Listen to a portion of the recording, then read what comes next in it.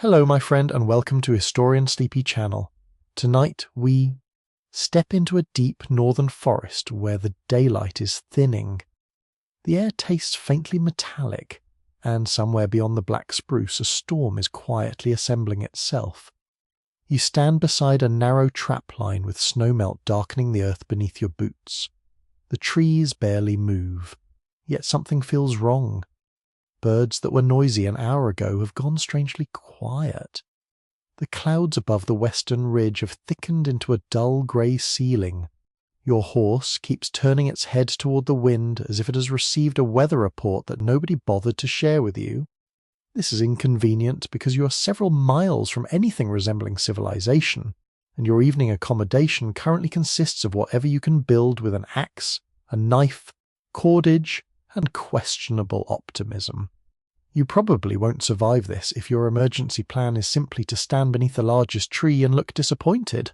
So, before you get comfortable, take a moment to like the video and subscribe, but only if you genuinely enjoy what I do here.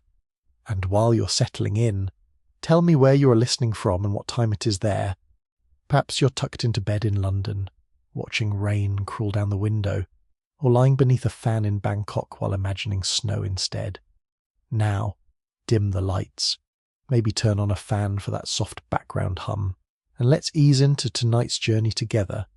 You continue along the trap line, but your pace changes. A few minutes ago, you were thinking about supper. Now you're studying the sky. For generations, trappers, hunters, voyageurs, woodsmen, and indigenous travellers moving through remote country survive partly because they learn to recognise weather changes long before those changes become dramatic. There is no glowing forecast in your pocket, no radar map, no cheerful meteorologist pointing toward a cartoon snowflake. You have clouds, you have wind, you have the behaviour of animals, and you have the increasingly persuasive feeling that nature is about to become rude. The first thing you notice is the light. It loses warmth. Even though the sun has not yet reached the horizon, the forest seems to flatten into muted shades of brown, green, and steel grey. Shadows fade. The distant ridge becomes harder to distinguish from the clouds behind it. Experienced travellers often watch cloud development closely because certain formations reveal approaching weather systems. Thickening layers of cloud can indicate moisture moving into an area, particularly when high clouds gradually give way to lower, heavier formations.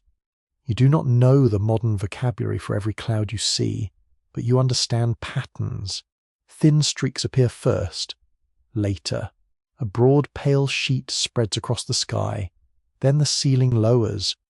That sequence is enough to make you suspicious. You stop beside a frozen creek and raise your face. The breeze that followed you all afternoon has weakened. At first, calm weather sounds reassuring. Unfortunately, sudden calm can sometimes accompany an approaching change in pressure or the shifting edge of a weather system. The silence makes everything feel close. A twig snaps somewhere among the fir tree. You turn. Nothing appears. Your imagination immediately invents 3 wolves, a bear, and 1 tax collector who has somehow tracked you into the wilderness. It is only a squirrel. The squirrel, incidentally, appears to be making better shelter decisions than you are. It vanishes into a hollow tree. You keep watching the woods.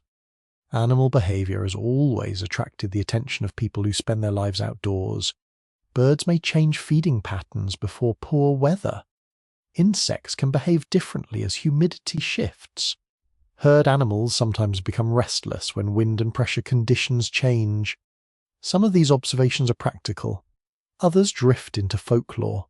Trappers may claim that certain birds flying low mean rain is coming, or that unusual activity among squirrels predicts worsening weather. Modern science gives mixed support to many specific folk predictions. But animals absolutely respond to environmental changes humans may overlook. The challenge is separating useful experience from the frontier equivalent of your uncle announcing that his knee can predict Tuesday. You trust patterns, not miracles. A head, A flock of small birds moves hurriedly through the brush, feeding with unusual intensity. You notice because you have seen this kind of activity before. Food disappears beneath snow. Wind makes flight difficult. Cold increases energy demands. Animals that sense changing conditions may feed aggressively while the opportunity remains. You begin doing the same thing mentally, not eating, planning.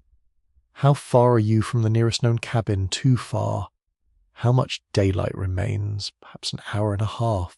How exposed is the country ahead? Very. How difficult would shelter construction become once rain, sleet, or snow begins? Extremely. That last question matters most. A skilled trapper does not wait until the storm arrives to begin thinking about protection. Wet wood becomes harder to ignite. Snow hides useful ground materials. High wind makes branches dangerous and shelter construction awkward. Cold hands lose dexterity. The comfortable decision is to keep moving. The intelligent decision may be to stop. This is one of the quiet disciplines of wilderness survival. You must abandon the schedule you wanted and obey the conditions you actually have. The trapline does not care that you hope to cover another 3 miles. The clouds have not reviewed your itinerary. You walk another 100 yards and examine the tops of the spruce. They bend slightly, then stop. A colder breath arrives against your cheek. You turn into it. Wind direction matters enormously, because a shift can reveal an approaching front or storm system. Someone who travels the same territory repeatedly becomes familiar with prevailing winds, and learns which unusual directions bring trouble. In many parts of North America, trappers operate across enormous seasonal ranges, often revisiting the same valleys, rivers, ridges, and forest corridors year after year. That familiarity becomes a kind of personal weather archive. You remember where storms gather. You remember which valleys funnel wind. You remember where fog settles. You remember which slopes lose sunlight first. Maps can show distance. Experience tells you personality. The wind strengthens again. You smell damp earth. That detail makes you pause. People sometimes report smelling rain before it arrives, particularly when moisture releases earthy compounds from soil and vegetation in warmer conditions. That familiar scent may come from substances associated with dry ground meeting fresh moisture. You do not need the chemistry. You just know the forest smells wet before it actually feels wet. You kneel and touch the ground. Cool. Soft. You glance at the creek. Its surface has begun trembling. A drop lands on your sleeve. Then nothing. The storm is testing the door. You resume walking, but now you begin scanning for shelter country rather than trap signs. The change in priorities feels almost physical. Rabbit tracks no longer interest you. A promising beaver pond can wait. Your eyes move towards slopes, tree density, fallen timber, rocky overhangs, and places protected from direct wind. You're not yet choosing a campsite. You're identifying options. That difference matters. Waiting until conditions become dangerous before searching forces desperate decisions. You want several possible shelter locations in mind before you need one. There is another warning beneath your feet. Pressure changes are invisible, but human beings sometimes claim they can feel them through headaches, joint discomfort, ear pressure, or simple uneasiness. Scientific evidence varies depending on the symptom being discussed, and individual sensitivity differs greatly. A trapper with decades outdoors may describe the sensation simply, "weather is coming." Historians still argue whether some famous accounts of extraordinary frontier weather prediction reflect genuine environmental knowledge, later storytelling, or a mixture of both. That debate becomes especially interesting because practical knowledge is often transmitted orally. A young trapper learns from an older traveller will watch how smoke moves, notice whether dew forms, listen to frogs, study cloud colour near sunset, observe how livestock behave. Remember what happened the last 5 times the wind came from that direction. None of this requires instrument, it requires attention. And attention is exactly what modern life is remarkably talented at stealing from you. Out here, there is no notification announcing that the temperature has dropped 4 degrees. You notice because your fingers are colder. There is no alert saying wind speed has increased. You notice because the pine branches begin whispering overhead. There is no emergency banner warning of precipitation. You notice because something cold touches the back of your neck and makes you question several life choices at once. Another drop falls, then another. You pull your coat tighter. The forest darkens quickly. A curious frontier habit sometimes involves watching smoke from a small fire or pipe as an informal indicator of air movement. Smoke that rises steadily suggests different atmospheric conditions from smoke that flattens, twists, or sinks beneath colder layers. You have no fire burning yet, but the idea remains useful. Every moving thing becomes information. Cloud, bird, smoke, grass, water, your own breath. You come to an opening between the trees and immediately dislike it. The ground is broad and exposed. Wind crosses it freely. If the storm strengthens, this place will offer no protection. You move along the edge instead. Your breathing stays easy, but your decisions sharpen. You estimate how long it will take to cut poles, how quickly darkness will arrive, whether your tinder is dry, whether you have enough cordage, whether nearby evergreen branches can provide roofing and bedding. Survival becomes arithmetic performed with cold fingers. The answer is usually less generous than you hope. Another historical reality settles around you. Many trappers working remote regions do not imagine emergency shelter as a single standardized design. They adapt constantly. Available materials differ between prairie edges, boreal forest, mountain valleys, river bottoms, and snowy northern terrain. The real skill is not memorizing one shelter. It is recognizing the moment shelter becomes necessary. That moment has arrived. Thunder murmurs far beyond the ridge. Not loud, not close, but unmistakable. You stop walking. Your decision is made. The trap line ends here for the evening, whether you like it or not. You study the surrounding forest with a different kind of concentration now.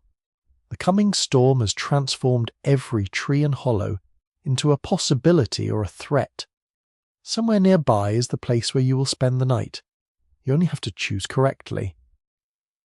The first cold rain begins tapping softly against the spruce needles.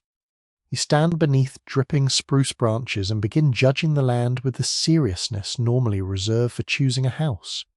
Except your real estate search lasts only minutes, and every bad property comes with hypothermia.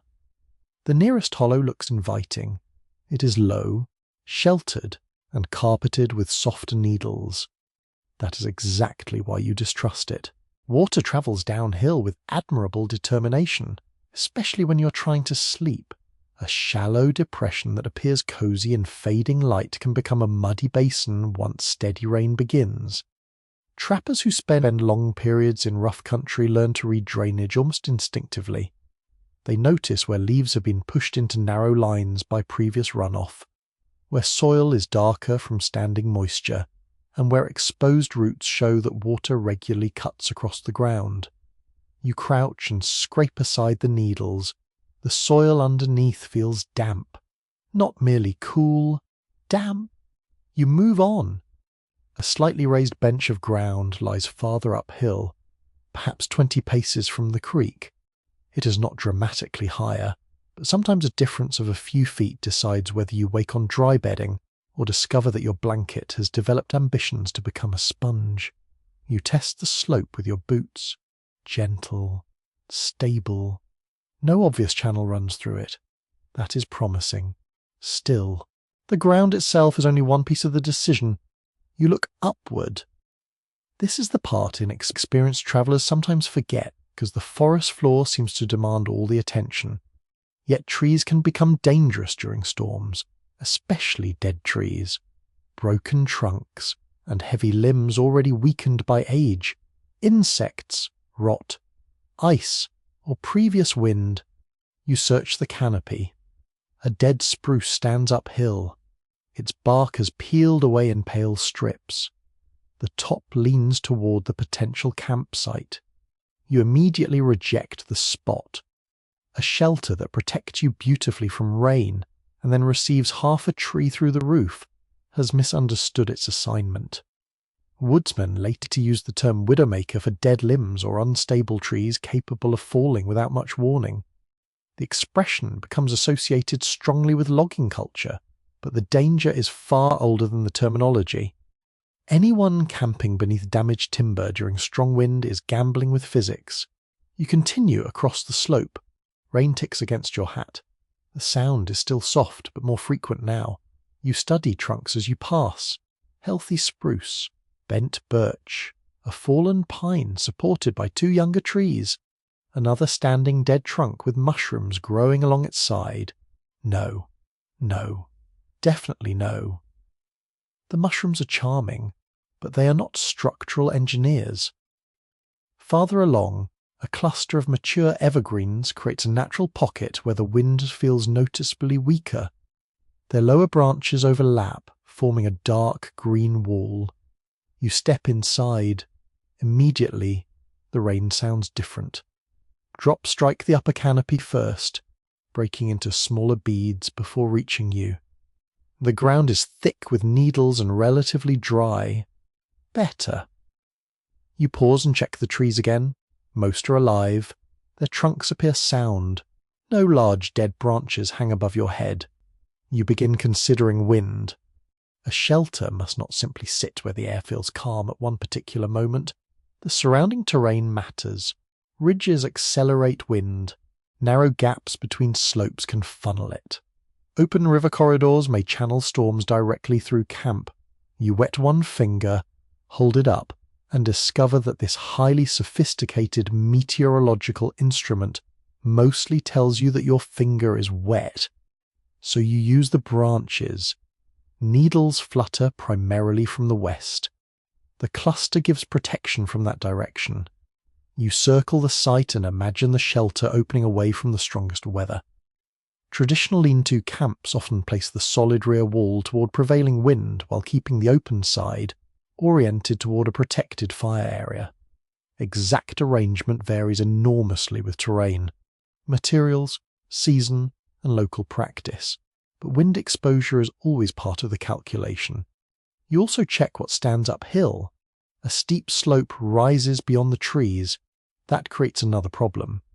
If rain intensifies, loose soil, stones, and water may move downhill. In winter, steep snowy terrain creates different risks, including drifting snow and, in mountainous regions, avalanche danger. This particular slope is modest. No loose rock, no deep ravine. You remain cautious. The ideal emergency campsite is rarely perfect. You're looking for the least troublesome compromise. That is frontier luxury, not perfection, just fewer ways to suffer. You walk several yards toward the creek and examine the bank. The water is currently well below you, perhaps 3 feet beneath the top edge. Still, rivers and creeks can rise quickly during heavy rain or snowmelt. Travelers who understand flood marks look for debris caught high in shrubs, flattened grass, fresh silt, and driftwood deposited far above normal water level. There. A crooked branch is lodged between 2 saplings nearly level with your knee. You look at the creek again. Interesting. The water has clearly visited higher ground before. You retreat farther uphill. Floodplains are deceptive campsite locations because they are often flat, open, and convenient. Convenience, unfortunately, is one of nature's favourite disguises. A curious piece of frontier folklore claims that certain campers judge flood risk by examining ant nests, believing insects choose ground safely above usual water levels. There may sometimes be practical observation hidden inside such customs, but ants are not issuing certified hydrological reports. You decide to trust the creek marks instead. Another possibility appears beneath a rocky shelf. At first glance, it looks excellent. Stone blocks the wind. The overhang forms a partial roof. You could build against it quickly. Then you notice loose fragments scattered below. You step back and inspect the rock face. Cracks run through the upper layer.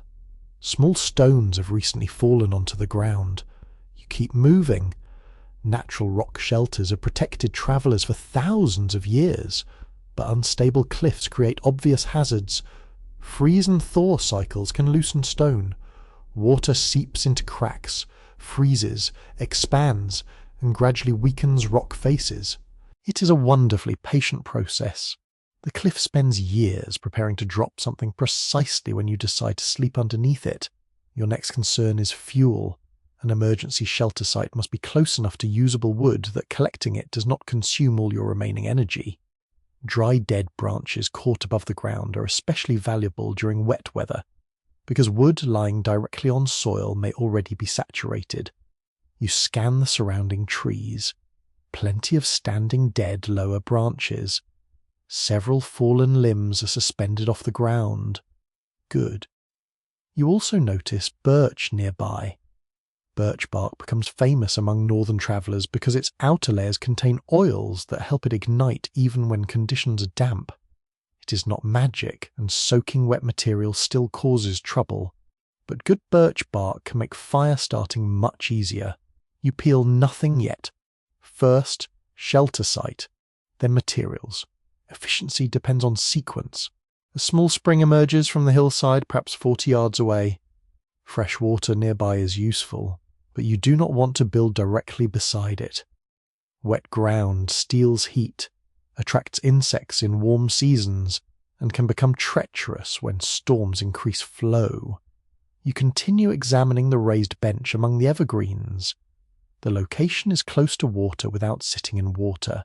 It offers timber without being directly beneath obvious deadfall. The western side is protected. The ground drains gently. You're beginning to like it. That makes you suspicious again. Confidence in the wilderness should always come with a second inspection. You walk the whole perimeter, one slow circle, then another. You look for animal trails. A narrow path crosses the lower edge. Tracks are faint but visible. Deer, most likely. You avoid blocking it. Animals may continue using familiar routes even near a temporary camp, and setting up directly across a game trail can produce an unnecessarily lively night. Historians still argue whether some descriptions of trappers possessing almost supernatural powers of landscape reading were accurate reflections of highly developed experience or later romantic exaggerations added to frontier storytelling. The sensible explanation requires no magic. You spend enough years moving through the same kinds of country and small details become enormous. A bent grass stem tells you something passed through. A high line of mud says water rose here. A scarred trunk reveals repeated wind. Moss patterns hint at moisture. Snow drifting behind a log shows how air moves through a clearing. The landscape becomes less like scenery and more like handwriting. You are learning to read it quickly because darkness keeps stealing letters from the page. The rain thickens. Your shoulders are wet now. You have perhaps an hour of useful light. You test the ground where your body would lie. No roots large enough to punish your spine. No hidden stones. You scrape away needles and find firm soil beneath. You lie down briefly. This is not laziness. You're testing the angle. Your head sits slightly higher than your feet. Good. A surprisingly small slope can become annoying over a full night if your feet sit higher than your head. Blood pressure in your skull may remind you all night that gravity has not taken the evening off. You stand and check overhead one final time. One thin, dead branch hangs above the edge of the site. You could simply trust it. You do not. You pull it down now. It snaps easily. That confirms the decision. Any hazard you can remove while conditions remain manageable is better removed before wind begins making choices for you. You set your pack near the centre of the chosen ground. That simple act turns a patch of forest into camp. Immediately, your attention becomes more precise. You note 2 sturdy trees about 7 feet apart. They can anchor a ridgepole or support lashings. Several straight saplings grow nearby. Evergreen boughs are abundant. Deadwood lies within short walking distance. The western side offers natural protection. The eastern side opens toward relatively clear ground where smoke can escape. Nothing about the place looks impressive. There is no grand cave, no dramatic cliff, no picturesque meadow, just a slightly raised patch beneath ordinary trees. That is exactly why it works. Experienced wilderness travellers often choose camps that look boring because boring ground tends not to flood, collapse, funnel wind, drop rocks, or surprise you with dramatic natural behaviour. Adventure stories love spectacular campsites. Survival prefers dull ones. A stronger gust pushes through the treetops. The sound travels toward you like distant surf. Branches sway. Drops scatter through the canopy. You watch how the cluster handles the wind. The trunks move, but the lower pocket remains relatively calm. Your choice holds. You remove your axe. The handle feels smooth and familiar in your palm. Now every minute has a purpose. You do not need a cabin. You do not need elegance. You need a roof before the storm decides the schedule for you. Your eyes settle on the straightest nearby poles. The campsite is chosen. Construction begins. You choose the straightest sapling within reach and wrap both hands around the axe. Rain patters through the needles above you, light enough to ignore for the moment, but steady enough to remind you that the forest has placed a deadline on construction. The first cut bites into pale wood. Chop, turn, chop again. The sound is sharp and strangely comforting. Every clean strike transforms uncertainty into structure. You're not attempting fine carpentry. There will be no decorative trim, no matching furniture, and absolutely no tiny welcome mat. You need a frame that stands, a roof that sheds water, and enough space beneath it for one tired human being. The lean-to becomes one of the most practical temporary shelters available in wooded country, because its basic geometry is simple. A horizontal support holds angled poles. Those poles create a sloping roof. Branches, bark, brush, or other material cover the frame. Simple does not mean careless. A badly angled lean-to becomes an elegant rain collector. You cut the sapling and drag it toward the two sturdy trees you selected. This will become your main ridge support. You raise one end against the first trunk, then the other against the second. It sits slightly above shoulder height, too high. A tall shelter may feel spacious, but extra interior volume is not your friend when warmth matters. More empty space means more air for your body and fire to heat. You lower the pole. Now the ridge sits roughly chest high. Better, you begin fastening it. Trappers historically use whatever binding materials travel with them or can be improvised locally. Rawhide thongs, leather strips, rope, cord, woven roots, spruce roots, and flexible bark fibres may all serve depending on region and circumstance. You have cordage. That feels almost luxurious. You loop it around the first tree and ridgepole, pulling the turns tight. Then you cross the cord and bind the joint again. The pole shifts. You tighten it. It stops moving. You repeat the process on the opposite tree. A strong gust comes through. The ridgepole stays in place. Good. You give it a firm shake anyway. Nothing. Your shelter has survived its first inspection, conducted by an extremely suspicious customer. Now you need rafters. You move through the immediate area, selecting slender poles long enough to reach from the ridge to the ground at a steep angle. Straight is useful, but perfection is unnecessary. A slight bend can be tolerated. Rot cannot. You test each candidate by striking it against a trunk or leaning your weight against it. One snaps. Rejected. Another flexes but holds. Accepted. You collect them in a pile. The rain slowly strengthens. Water now gathers on the brim of your hat and drops from one side in a steady rhythm. You work faster. The first rafter leans from ridgepole to earth, then the second, then the third. You space them close enough that the roofing material will not collapse between them. A common lean-to described in frontier camps could be remarkably crude, especially when used for only a night or two. Yet historical accounts of hunters, soldiers, surveyors, and trappers repeatedly mention open front shelters built from poles and evergreen boughs. The reason is obvious once your frame begins taking shape. It requires little cutting, it uses readily available material, and it can be assembled while daylight is disappearing. You place another pole, then another. The wall gradually becomes a rib cage. You step back, too shallow. The angle will catch rain rather than send it downward efficiently. You reposition several lower ends closer to the ridge, steepening the roof. Now drops striking the poles run toward the ground instead of wandering inward. Gravity is an excellent assistant when properly supervised. You begin adding smaller crosspieces between the main rafters.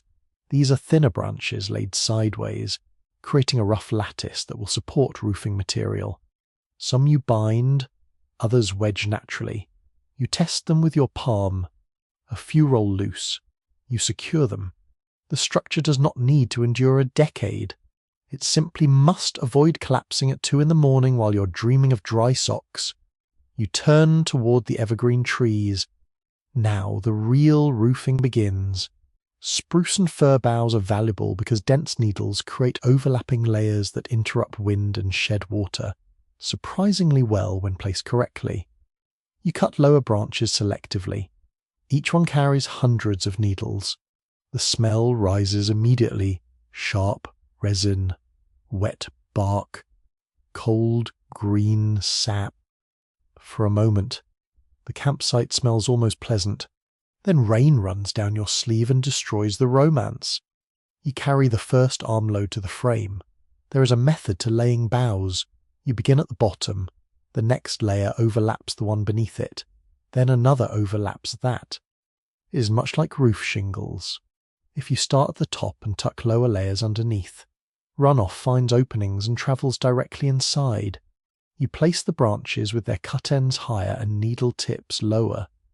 Water follows the slope, layer by layer. The wooden ribs disappear. Your wall turns green. You press the branches together densely. A thin layer looks convincing from several feet away, but rain does not care about visual confidence. You add more and more. Soon your arms smell of resin. Needles cling to your coat. One finds its way down your collar and remains there with the persistence of a tiny forest-based assassin. You ignore it. A curious trick sometimes associated with wilderness shelters involves mixing different materials rather than relying entirely on evergreen boughs. Broad pieces of bark can create a water-resistant inner layer, while branches above help hold them in place and break the force of rain. You scan nearby fallen timber. On an old downed tree, several wide pieces of bark have already loosened. Perfect. You lift one carefully. Beetles disappear underneath. You apologize silently for destroying their neighborhood and carry the bark to your shelter. The sheet is curved. You flatten it as much as possible against the frame. Another piece overlaps the first, then a third. You're essentially tiling a roof with whatever the forest has discarded. Peeling large amounts of fresh bark from living trees can seriously damage them, particularly if the bark is removed around much of the trunk. Skilled travelers who have options often prefer loose bark, deadfall, or limited harvesting rather than unnecessarily killing useful trees. You continue gathering. Every trip becomes shorter, not because the materials are disappearing, but because the rain is increasing. You hear it drumming now against the partially covered roof. Some water penetrates immediately. That tells you exactly where the weak places are. You crouch inside. A cold drop strikes your forehead. You stare at the hole above. Another drop lands in almost the same spot. Excellent. The roof has identified its first complaint. You crawl out and add a thick cluster of boughs over that section. You test again. Dry. Another leak forms near the edge. You patch it. Then another. Emergency shelter building becomes less like construction and more like negotiating with water. Water always finds the argument you forgot to prepare for. Historians still argue whether some legendary trappers could truly erect highly effective shelters in remarkably short periods, or whether later frontier literature compressed hours of labour into heroic minutes. Certainly, practiced woodsmen become faster through repetition.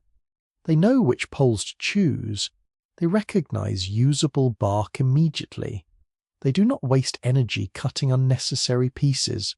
A beginner sees a forest full of material.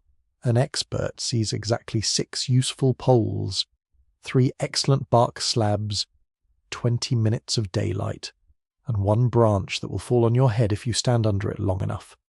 You begin improving the sides. The classic open lean-to has 1 exposed front, but the edges remain vulnerable to crosswind. You extend boughs around both corners, not full walls, just enough to narrow the openings. The difference is immediate. Wind still reaches you, but less sharply. Rain entering sideways is reduced. You kneel at the rear wall and inspect the bottom seam. There is a gap where the roof meets the earth. Cold air pushes through it.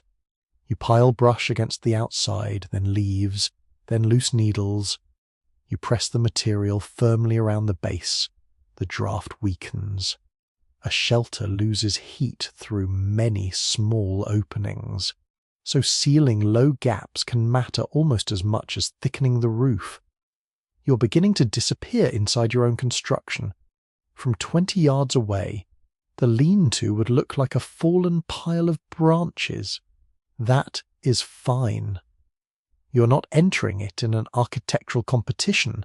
You pull your pack inside. There is enough room to sit upright near the front and lie down along the rear. The space is tight. Excellent. Tight means easier to warm. You check the roof again from inside. Rain taps above you. Tap, tap, tap, tap. The sound is louder now, but most drops slide harmlessly down the outer layers. A few fine sprays push through when wind hits hard. You add another armload of boughs. The roof thickens until almost no daylight shows through. That old rule proves useful. If you can see sky through the roofing, rain can probably see you. You step outside and walk around the shelter. The rear slope appears uneven. One side sags. You brace it with another pole. Then you drive a forked stick into the ground near the lower edge to prevent a rafter from slipping. The frame stiffens. The main ridge remains secure. This is the moment when craftsmanship gives way to confidence. Not absolute confidence. That would be foolish. Just enough confidence to proceed to the next problem. You gather a handful of dry leaves from beneath the deepest evergreen cover and toss them inside. They land directly on cold soil. You stare at them. The roof may keep rain off your shoulders, but the ground beneath you is waiting to steal body heat all night. That requires another kind of construction. For now, you crouch under the lean-to and listen. The storm finally commits itself. Rain comes hard through the forest, rushing across branches and hammering the earth beyond the opening. Your shelter shakes slightly. The roof darkens with water, but the interior remains mostly dry. A thin stream runs down one outer corner and disappears into the soil. You reach up and touch the underside of the boughs. Cool, damp in places. Not dripping. Good enough. Outside, the forest has become grey motion. Inside, you sit beneath green branches in a pocket barely large enough for your body. Your sleeves are wet. Your hands ache from cutting and lifting. Resin sticks to your palms. And yet, for the first time since the weather turned, the rain is no longer falling directly on you. That small victory feels enormous. You look down at the cold earth beneath your shelter and realize that keeping rain off your head solves only half the problem. The ground is patient. It does not need to chase you, howl at you, or throw branches through the air. It simply waits beneath your body and quietly steals warmth 1 degree at a time. You press your palm against the soil. Cold pushes back immediately. A blanket spread directly over this ground would provide some comfort, but not enough insulation for a long wet night. Trappers, hunters, soldiers, and other wilderness travelers learn that bedding is not merely a luxury. In cold country, a thick layer between the body and the earth can be as important as whatever covers you from above. So you begin collecting the forest floor, not all of it, obviously. You're tired, not attempting to relocate the entire woodland. You start beneath the thickest evergreens, where layers of dry needles remain protected from direct rain. Your fingers rake through the upper surface, wet. You dig deeper, drier. That is what you want. You scoop up handfuls and carry them beneath the shelter. The first pile looks embarrassingly small. You spread it across the sleeping area. It disappears into almost nothing. You need far more. A useful bedding layer should be thick enough that your body does not immediately compress it flat against the soil. Pine needles, dry grass, leaves, fern, moss, small evergreen tips, and other soft vegetation can all serve as insulation depending on season and location. The principle is simple. You are trapping air. Still air is a poor conductor of heat compared with wet earth, and loose plant material creates thousands of small pockets that slow heat loss. Your ancestors may not describe the physics that way. They simply know that sleeping on a deep bed of dry boughs is warmer than sleeping in mud. You return to the trees. This time you gather armfuls. Needles cling to your sleeves. Leaves stick to your wet trousers. A twig catches in your hair. You are gradually becoming less like a trapper and more like a woodland compost heap with opinions. You dump everything inside. The bedding grows. You add thin spruce tips, placing their cut ends away from where your body will lie. The flexible tips create springy support and help keep you above the colder material below. Historically, evergreen bough beds become a common feature in descriptions of northern camps. Spruce, fir, and balsam branches are repeatedly used as mattresses because they are widely available, resilient, and fragrant. Fragrant is important only to morale. The mosquitoes, when present, remain completely unimpressed. You arrange the boughs carefully. The thick stems point outward. The softer ends overlap toward the center. One layer, then another, then another. Soon your sleeping platform rises several inches above the soil. You lie down briefly to test it. The branches collapse beneath your shoulders. Not enough. You stand again. This is becoming suspiciously similar to making a bed at home. Except at home the mattress rarely requires an axe. You gather more. The rain outside turns heavier and develops a low constant hiss. Water drips from the trees in thick bursts. You search beneath fallen logs and sheltered roots where dry leaves remain packed into protected pockets. You avoid material that feels soaked. Wet insulation is troublesome because water conducts heat far more effectively than trapped dry air. Even vegetation that looks plentiful may provide poor insulation once saturated. You squeeze a handful, no water appears. Good. Into the shelter it goes. You begin building not just beneath your torso but beneath your entire sleeping length. Feet matter. So do hips. Shoulders compress bedding most heavily, so you add extra material there. This kind of practical detail separates an experienced camp from a miserable one. Your body does not lose heat evenly. The areas pressed firmly into the ground create direct pathways for conduction. You add another layer, then you sit on it. Much better. A strange little tradition among some woods travellers is to judge a bough bed by scent as much as softness. Balsam fir becomes particularly beloved because crushed needles release a strong resinous smell, and 19th century camp descriptions sometimes turn balsam bedding into something approaching wilderness luxury. Luxury is perhaps generous. Your pillow is still a rolled coat, but it does smell better than a city boarding house. You crawl outside and look for more insulation to strengthen the lower walls. The shelter already blocks much of the rain, yet cold air still creeps along the ground. This is where loose debris becomes useful in another way. You begin piling leaves and needles against the outer base. A handful accomplishes little.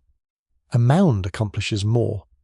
You push debris into every low opening where the roof meets the soil, then you add mossy clumps from loose material on fallen logs. You do not strip large areas of living moss unnecessarily. Instead, you use what is already detached or grows on dead wood. The outer skirt thickens. Wind that once slipped beneath the roof now meets a soft barrier. You move around the side and build another bank. This resembles the principle behind many insulated shelters used across cold environments. Layers of vegetation, snow, turf, hides, and other materials work partly because they reduce moving air and create insulating spaces. The exact materials vary dramatically. The principle does not stop the wind, trap still air, stay dry, remain alive. A remarkably unglamorous formula. You begin considering whether the open face of the lean-to needs additional protection. Closing it completely would trap more warmth, but ventilation and fire placement complicate matters. For the moment, you create a low windbreak using branches stacked along one side. You weave smaller sticks between two upright stakes. The wall grows knee-high, then waist-high. You stuff leaves into the gaps. The result looks like something a determined beaver might build during a difficult personal week. But the draft decreases. You crouch behind it, noticeably warmer. Your hands are cold now, so you work them together. Friction restores some feeling. You flex your fingers. This is another reason experienced travelers prepare shelter while they still have useful dexterity. Once hands become numb, tying knots, cutting material, and arranging small pieces becomes painfully difficult. You keep moving. Physical labor generates warmth, but you're careful not to work so hard that sweat soaks your clothing. That can become dangerous in cold conditions. Moisture held against the skin increases heat loss when you stop moving. The ideal pace feels almost annoyingly moderate. You want to stay warm without becoming drenched from the inside. The wilderness, apparently, also has opinions about exercise intensity. You collect dry grass from beneath an overhanging bank. The outer blades are wet. The interior remains pale and crisp. You twist several handfuls loosely and add them to the bedding. Dry grass is excellent at trapping air. You fluff it rather than compacting it. Compression destroys the very air pockets you want. Your sleeping platform now resembles a thick nest. That comparison is not accidental. Birds and mammals use similar insulation principles, building nests and dens from grasses, fur, feathers, leaves, and plant fibers that hold pockets of warm air close to the body. You have reinvented the squirrel's strategy.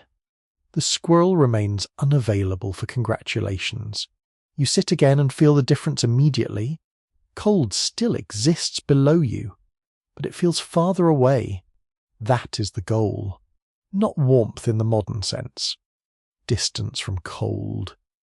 There is a difference. Historians still argue whether some descriptions of wilderness bedding thickness are accurate records of everyday practice, or whether later outdoor writers exaggerated elaborate bough beds as symbols of rugged competence. The truth probably varies with circumstance. A trapper caught by sudden weather might throw down whatever dry material can be gathered quickly. A more established camp could have a remarkably thick bed renewed repeatedly.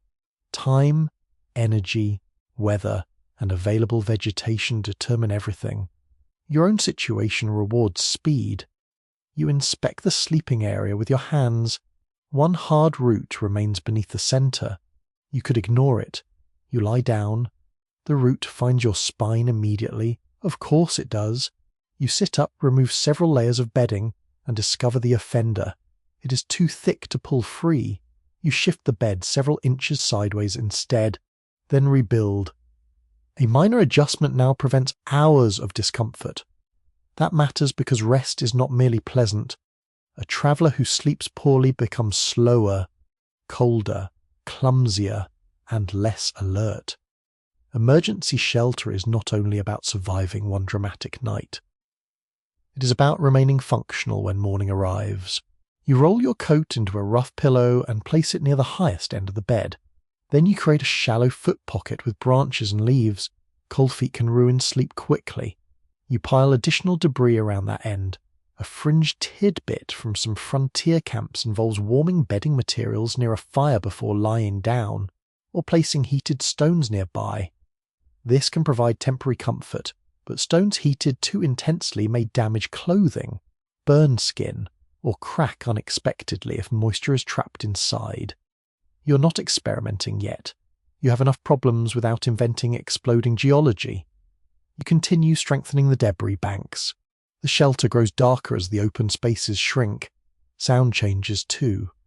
Outside, rain is loud and sharp. Inside, it becomes muffled. The bedding absorbs small noises. The walls soften the wind. Your world contracts to a few feet of dry ground. You place your hand beneath the deepest layer of boughs. The soil is still cold. Then you press your hand onto the top surface. Much less cold. That simple comparison tells you the work has succeeded. You stretch out fully. Branches bend beneath your weight.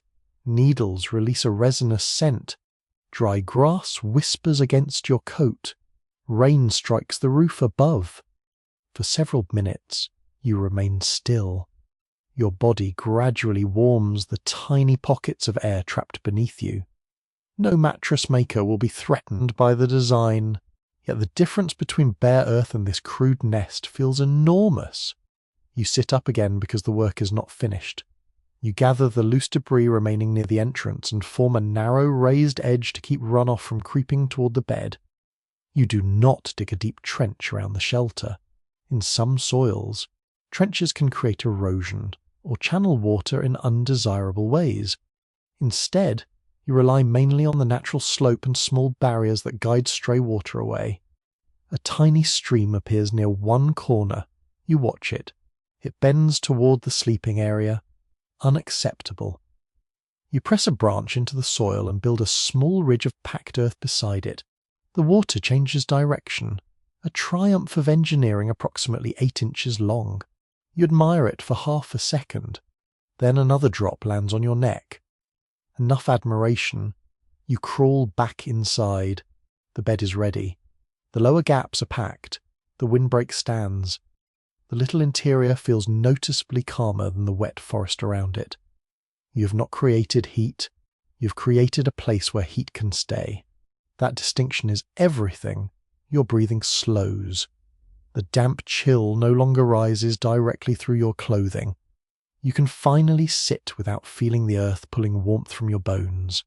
Outside, branches sway and water courses down trunks in silver threads. Inside, needles, grass, leaves, and evergreen tips hold thousands of invisible pockets of air around you. The materials are ordinary, the result is not. You settle onto the thick bedding and listen as the storm pushes against the walls without quite reaching your skin. You wake to a different kind of silence. The rain has vanished, replaced by the soft, padded hush that only heavy snow seems able to produce. Every branch carries a white burden. The ground has disappeared beneath a smooth new layer, and the forest looks as if someone has spent the night erasing every sharp edge. You push yourself upright and study the weather. Snow continues falling, not violently, steadily. That can be more deceptive.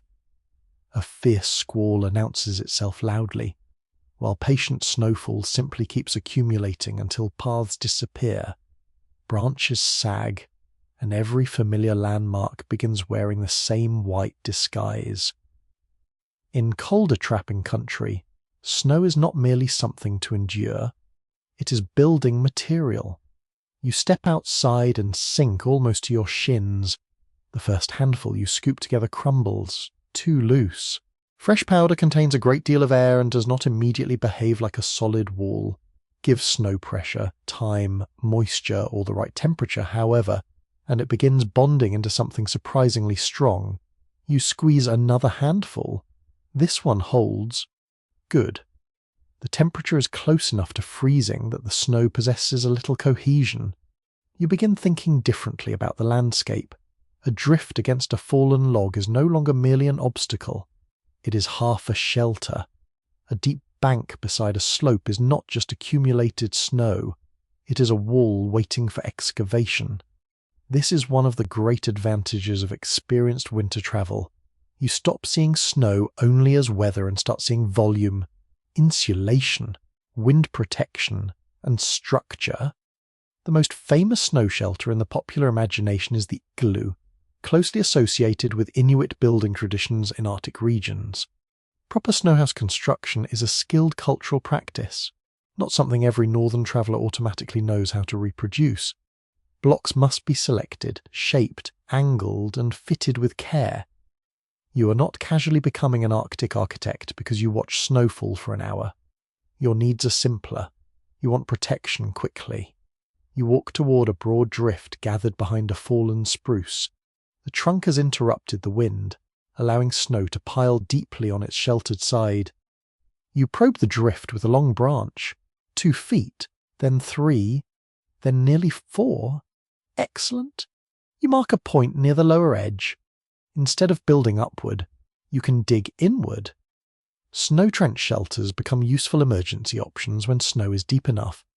A traveller excavates a narrow sleeping space, then roofs it with branches, fabric, snow blocks, or other material.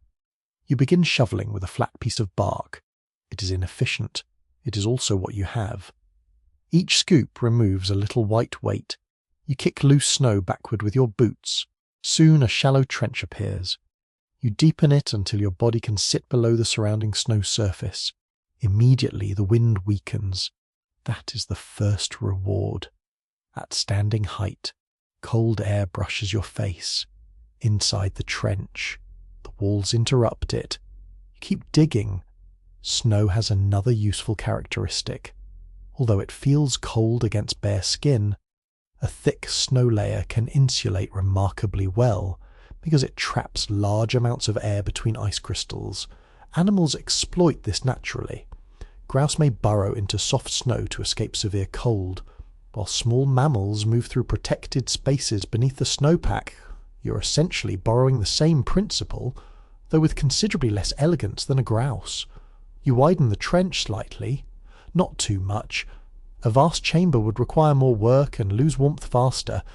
You want just enough space to turn, sit, and lie down. There is something almost absurd about digging yourself into a snowbank in order to become warmer. Yet winter survival is full of arrangements that sound wrong until physics becomes involved. Snow outside equals cold. Snow around you equals insulation. Snow down your collar equals betrayal. You continue excavating. The inner wall becomes smooth where your sleeve brushes it. A small shelf forms near one side. You leave it intact. It may serve as a place for gear. Keeping tools organized matters especially in snow because anything dropped carelessly can disappear with astonishing efficiency. You place your knife on the shelf, then reconsider. You secure it to your belt instead. Better. A buried knife is merely an expensive archaeological discovery for someone else. The trench now extends long enough for your body. You test it. Your shoulders remain below the top. Good. Now you need a roof. You collect several straight poles and lay them across the opening. They span from one snow wall to the other. You place them close together. Smaller branches fill the gaps. Evergreen boughs go over those. Then a light layer of snow covers the roof. Not too much. Weight matters. Snow can be heavy, especially when wet. A roof designed to hold dry powder may fail if loaded carelessly with dense, moisture-rich snow. You press the upper layer gently. The shelter darkens inside. Wind noise fades. A narrow entrance remains near one end. You crawl through it. The difference is immediate. You're surrounded by cold surfaces, but the air is almost still. That is valuable. Wind strips heat from exposed skin and clothing by continually replacing warmed air with colder air. Reduce air movement, and you reduce that effect. You sit quietly. Your breath appears as a white cloud. Moisture is now another concern. A snow shelter must have ventilation. You poke a small air hole through the roof using a stick. Then you make another near the entrance. Blocking every opening might feel like the warmest choice, but breathing inside a sealed space introduces moisture and, if combustion is involved, potentially dangerous gases. Fire inside a small snow shelter can become particularly risky. You do not need a dramatic blaze, you need breathable air. The quiet shelter feels strangely secure. Snow absorbs sound. Outside branches creak under weight. Inside, the noise arrives muted and distant. You run your glove over the wall. The surface is already becoming firmer. Body warmth can slightly melt the inner snow surface, which may later refreeze into a harder crust. That can strengthen parts of a shelter, but excessive interior warmth creates dripping and unwanted melting. So you resist the temptation to turn your winter burrow into a tropical resort. There is another method available when snow is shallower. You step out and inspect a smaller drift nearby. Instead of excavating, you could build a low framework of branches, cover it with evergreen boughs, and bank snow around the outside. Snow piled against a shelter wall creates insulation and blocks wind. This method has great appeal because you do not need perfect snow for cutting blocks. Loose snow can simply be shoveled or kicked into place. You demonstrate the idea along one side of your trench entrance. Branches form a short wall. You pack snow against them, a foot thick, then more. The air leaking through the gaps nearly disappears. A trapper working through long northern winters often adapts whatever camp structure already exists. A brush lean-to can become far warmer once snow naturally collects around its exterior. A log wall can gain insulation beneath a thick drift.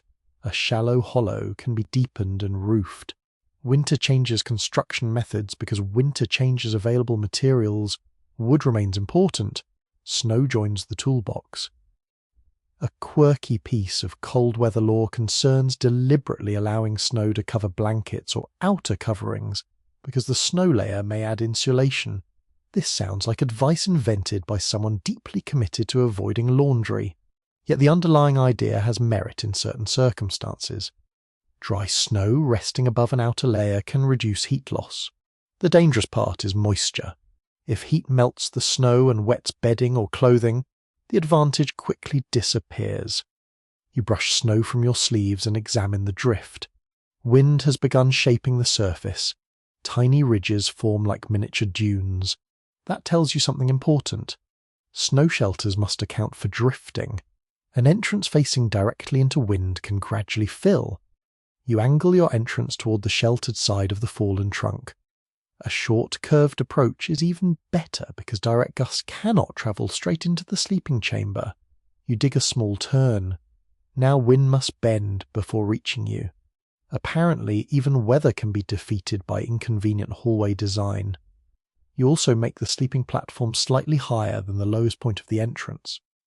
Cold air tends to settle into lower spaces because it is denser than warmer air. In some snow-sheltered designs, a lower entrance or cold sink allows the coldest air to collect below the sleeping level. You scrape out the floor accordingly. A shallow depression near the doorway becomes the lowest point. Your sleeping place rises several inches above it. The difference seems tiny. Tiny differences matter. Historians still argue whether written accounts by visiting explorers accurately describe the full variety of indigenous snow shelter traditions, or simplify highly local knowledge into a few familiar designs. That distinction is important. Northern peoples develop shelter techniques tailored to specific snow conditions, seasons, travel habits, and cultural traditions. There is no single universal snow house. Likewise, trappers moving through different regions adopt techniques through personal experience, indigenous knowledge, military practice, hunting traditions, and plain necessity. Ideas travel with people, so do mistakes. You inspect the roof. One pole bends slightly. You reinforce it with another, then you brush excess snow from the top. The structure settles. Nothing cracks. You crawl inside again. A dry layer of evergreen boughs goes onto the floor so your clothing never rests directly against snow. You make it thick. Snow insulates. but direct contact can still transfer heat away from the body and melt against warm clothing. Boughs create separation. You lie down. The chamber is narrow enough that your shoulders almost touch both sides. Your face remains near the ventilation space. You can hear your own breathing clearly. Outside, the forest is becoming difficult to see through falling snow. Inside, you're protected by material that arrived freely from the sky. No boards, no nails, no permanent walls, just a drift, a handful of branches, and the understanding that emptiness can be carved into shelter. You push a glove gently into the wall. It resists. The packed snow has become firm. You imagine what the wind experiences. It strikes the drift, flows over, slides around. Your little chamber remains buried inside the obstacle instead of standing against it. That is the real advantage. Rather than fighting winter, you disappear into it. You check the air hole once more. Clear. The entrance remains open. Your roof stays stable. Snow continues accumulating outside in soft layers. You settle onto the evergreen bed. The interior is dim blue-grey. Your breath rises slowly. The walls seem to swallow every distant sound until the whole world feels reduced to a quiet pocket beneath the storm. For the first time, snow is no longer simply falling on your shelter. Snow is the shelter. You kneel near the shelter opening and strike a piece of steel against stone. A tiny orange spark appears. Then another. The snow around you reflects the faint flashes so brightly that each one seems more promising than it really is. You have reached the most delicate stage of a cold camp. Shelter can stop wind. Bedding can slow heat loss. Snow can insulate, but fire changes the entire equation. Provided you place it correctly, placed badly, it changes the equation in a much less enjoyable direction. You clear a patch of ground several feet from the shelter entrance, not directly beneath branches, not against the snow wall, not so close that sparks can reach roofing material. You need warmth without smoke, light without flames licking at your shelter, and enough distance that a shifting gust does not turn your carefully gathered bedding into frontier fireworks. The first task is building a base. Snow is deceptive beneath a fire. A flame placed directly on deep snow begins melting its own foundation. The fire sinks gradually downward. Fuel becomes wet, and your cheerful little heat source turns into a smoky hole. You scrape away loose snow. The ground underneath remains frozen. You lay several thick green branches and pieces of damp wood side by side, creating a rough platform above the cold surface. On top of that, you place dry fuel. This separation helps prevent the first fragile flames from drowning in melted snow. You reach into a pouch beneath your coat. Inside is the material you have guarded more carefully than almost anything else. Tinder, dry fibres, a little shredded bark, fine curls of wood, perhaps a piece of charred cloth if your kit includes it. A trapper may carry tinder in a horn, pouch, tin, or other protected container because fire-starting materials become precious when rain or snow has soaked the surrounding country. The ability to make flame is important. The ability to keep something dry enough to catch that flame is often more important. You arrange the tinder loosely. Air must pass through it. A tightly packed lump may smoulder and die. You place fine twigs above it in a small framework, then pencil-thick sticks, then larger pieces nearby, ready but not yet added.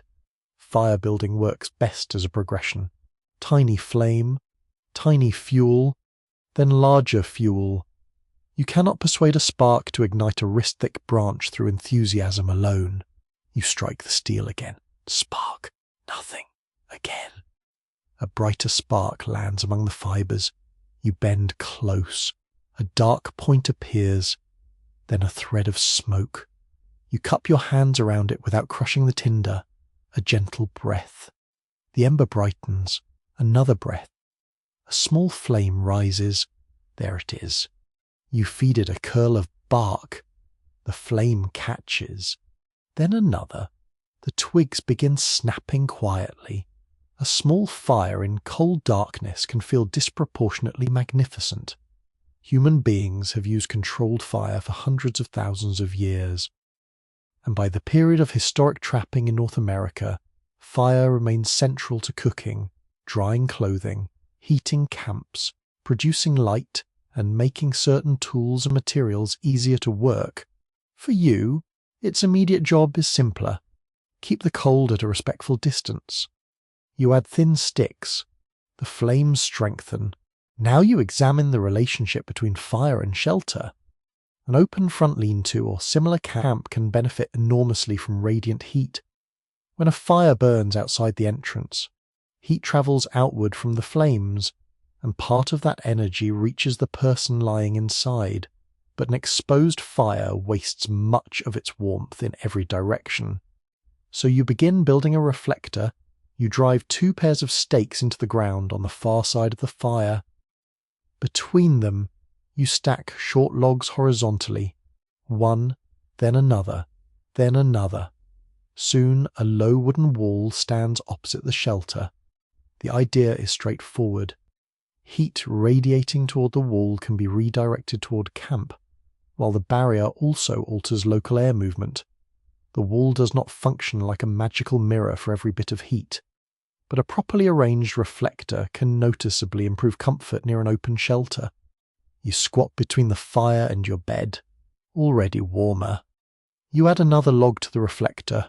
A curious camp trick is to use a large rock face as a natural heat reflector, provided it is stable and positioned safely. But stones near fire deserve caution. Rock containing moisture may crack or spool when heated. River stones can be particularly risky because water may remain trapped inside. You decide that being struck by exploding campsite geology would make an embarrassing entry in any trapper's diary. Wood will do. You turn toward the shelter entrance. Smoke drifts sideways. Good. Then the wind changes slightly. Smoke curls toward you. Less good. You shift the fire by adding fuel to one edge and allowing the opposite side to burn down. A few feet of placement can transform a comfortable camp into an eye-watering chimney. Wind direction matters constantly. A fire should generally sit where smoke is encouraged to move away from the sleeping space. You watch it for several minutes. The plume rises, tilts, clears the roof. You relax. Temporarily. Fire never receives permanent trust. You gather more wood while you still have light. This is where planning becomes physical labor. A fire that will last several hours consumes far more fuel than its small evening flames suggest. You collect thick branches, dead standing limbs, pieces sheltered beneath fallen trunks. You stack them close enough to reach easily, but far enough that sparks cannot ignite the pile. Wet wood is separated from dry. Smaller sticks form one heap. Larger fuel another. The organization seems excessive until you imagine searching through blowing snow at midnight for a branch that will actually burn. You would rather be smug now than freezing later. You split one damp stick lengthwise with the axe. The outer surface is wet. The inner wood is pale and relatively dry. This is useful. Rain and snow may soak bark without fully saturating the center of larger pieces. Splitting wood exposes drier material that catches more readily. You shave several curls from the inside. They ignite quickly. The fire brightens.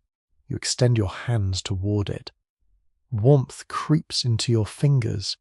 The sensation almost hurts. You pull back slightly. Too much heat can be as troublesome as too little when hands are very cold. You warm them gradually. The reflector begins radiating heat toward the shelter. Inside. The bough bed feels noticeably warmer near the opening than at the rear. You adjust the sleeping position so your feet will be closer to the fire and your head farther away. Your boots and lower legs tolerate radiant heat better than your face. Also, waking with toasted eyebrows has limited survival value. You remove damp outer gloves and place them near the warmth, not directly over the flames. Near. Drying clothing is one of fire's great advantages, but careless drying destroys gear quickly. Leather can shrink or harden when overheated. Wool may scorch. Fabric catches sparks. You arrange the gloves on a stick several feet from the fire. Steam rises faintly. You turn them occasionally. Slow drying is safer. Your socks are damp too. You consider removing them. You decide one pair at a time. Bare feet in snow while drying everything at once would be an ambitious experiment in poor planning. The flames settle into a steady rhythm. Orange light moves across the reflector logs. Snow near the fire begins shrinking. Small hollows appear around the hottest area. You watch carefully. Meltwater must not run toward the shelter or undermine the fire base. You scrape a shallow drainage path away from both. The water trickles harmlessly downslope. Another problem solved with a stick and suspicious amounts of satisfaction. Night deepens. The fire becomes the centre of your small world. Everything beyond its glow disappears into grey forest. A mainstream reality of historic trapping life is that many remote camps depend on modest fires rather than enormous bonfires. Large fires consume excessive fuel, require constant gathering, and can become difficult to manage. A smaller controlled fire, placed intelligently, often provides more useful warmth than a dramatic blaze positioned badly. You test this by sitting inside the shelter. The reflector sends a steady pulse of heat toward you. You can feel warmth across your boots and knees. Your back remains protected from wind. This creates a crude thermal arrangement. Fire in front, insulated shelter behind, bedding below. You occupy the narrow zone where those systems overlap. There is no thermostat. You are the thermostat. Too cold. Add a stick. Too hot. Shift backward. Too smoky. Reconsider your entire existence. You notice the roof above the entrance. Some outer needles are drying from radiant heat. That concerns you. You move the fire slightly farther outward. This reduces warmth a little, but improves safety. A shelter built from dry vegetation can ignite with frightening speed. Distance is insurance. You also clear stray needles and grass from the ground between flame and shelter. Bare earth and snow create a small fire break. Historians still argue whether some written accounts describing enormous trapper campfires reflect ordinary practice, exceptional weather, storytelling exaggeration, or authors simply enjoying the image of heroic flames beneath the wilderness sky. Practical survival usually favours restraint. Fuel costs energy. Every log must be found, cut, dragged, broken, placed. If you spend more calories feeding a giant fire than the fire saves you, your heating system has become somewhat bureaucratic. You add one thick log. It catches slowly. The smaller fire underneath continues burning. You position another beside it rather than piling everything on top. Air remains between the pieces. Flames breathe freely. A fire starved of oxygen produces more smoke and less useful heat. You listen to the sound. Crackle, pop, soft hiss where melting snow strikes warm wood. The noises become as informative as the appearance. A healthy fire sounds active.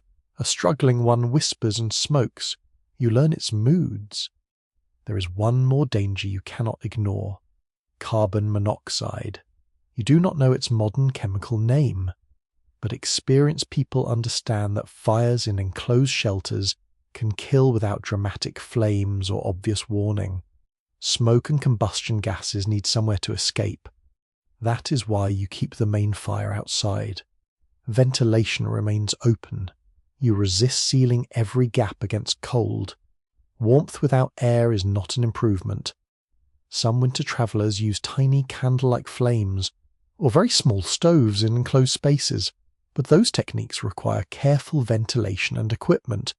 Your rough shelter is not the place for improvising an indoor furnace. You would like to wake warm, waking at all ranks slightly higher. You bank additional snow around the outer wall, making sure the ventilation holes remain clear. Then you return to the fire. A spark jumps, it lands harmlessly in snow. You watch another rise and vanish. The dry roof stays dark. Good! Your gloves are nearly dry. You put them on. Warm fabric closes around your fingers. A small pleasure. One that feels almost indecently luxurious out here. You place several thick pieces of fuel within reach for the night. Not enough to guarantee uninterrupted flame until sunrise. A small campfire usually requires tending. You expect to wake periodically. That is part of the arrangement. You will sleep in fragments. Hear the fire weaken, reach forward, add wood, and drift down again. It is not elegant. It works. You stretch onto the bough bed and feel warmth crossing the narrow opening. Firelight flickers over the shelter roof. The reflector glows amber. Snow beyond it remains blue and cold. Your breath still clouds faintly, yet the air immediately around your body feels gentler. The storm has not ended. The temperature has not risen. The wilderness has made no concession whatsoever. You have simply arranged wood, snow, branches, and flame so that a small pocket of the night behaves differently from everything around it. The fire cracks softly. You close your eyes. For now, that is enough. You wake to the soft sound of water searching for weaknesses. Not a dramatic leak. Not yet. Just a patient tapping above your shoulder, where moisture has worked through the roofing and gathered into one heavy drop. It falls, cold, precise, directly onto your collar. You open your eyes and stare upward. The shelter has made its opinion clear. Warmth is useful, but dryness is becoming the next battle. You sit up and run your fingers along the underside of the roof. Most of it remains dry. One seam feels damp. Another is beginning to drip. Wind has shifted the outer branches during the night, and several overlapping layers no longer sit tightly together. This is the trouble with natural roofing. It works because water is guided downward across overlapping surfaces. Disturb those overlaps and rain discovers shortcuts. You crawl outside carrying your knife. The storm has softened into cold drizzle, leaving the world silver and wet. Every branch shines. Every trunk looks darker. Even the air seems saturated. You inspect the roof from above. One bark panel has curled upward along its edge. That tiny opening is enough. You press it flat and weight it with a branch. Then you add another strip of loose bark above it so water must travel across 2 layers before reaching the gap. Bark is one of the oldest roofing materials available in wooded country. Long before commercial tarps become common wilderness equipment, travellers and indigenous communities across many regions use bark for shelters, containers, canoes, roofing, and temporary coverings. Different trees provide very different material. Birch bark is flexible and naturally water-resistant. Elm and basswood can yield broad sheets under suitable conditions. Spruce bark may be useful in some environments. The skill lies not merely in knowing that trees have bark, which is fortunately not advanced scholarship, but in knowing which bark can be removed, shaped, carried, and layered effectively. You examine a fallen birch. Its pale outer skin peels in thin curls. The papery surface contains natural oils that help repel moisture. You take loose pieces from the fallen trunk.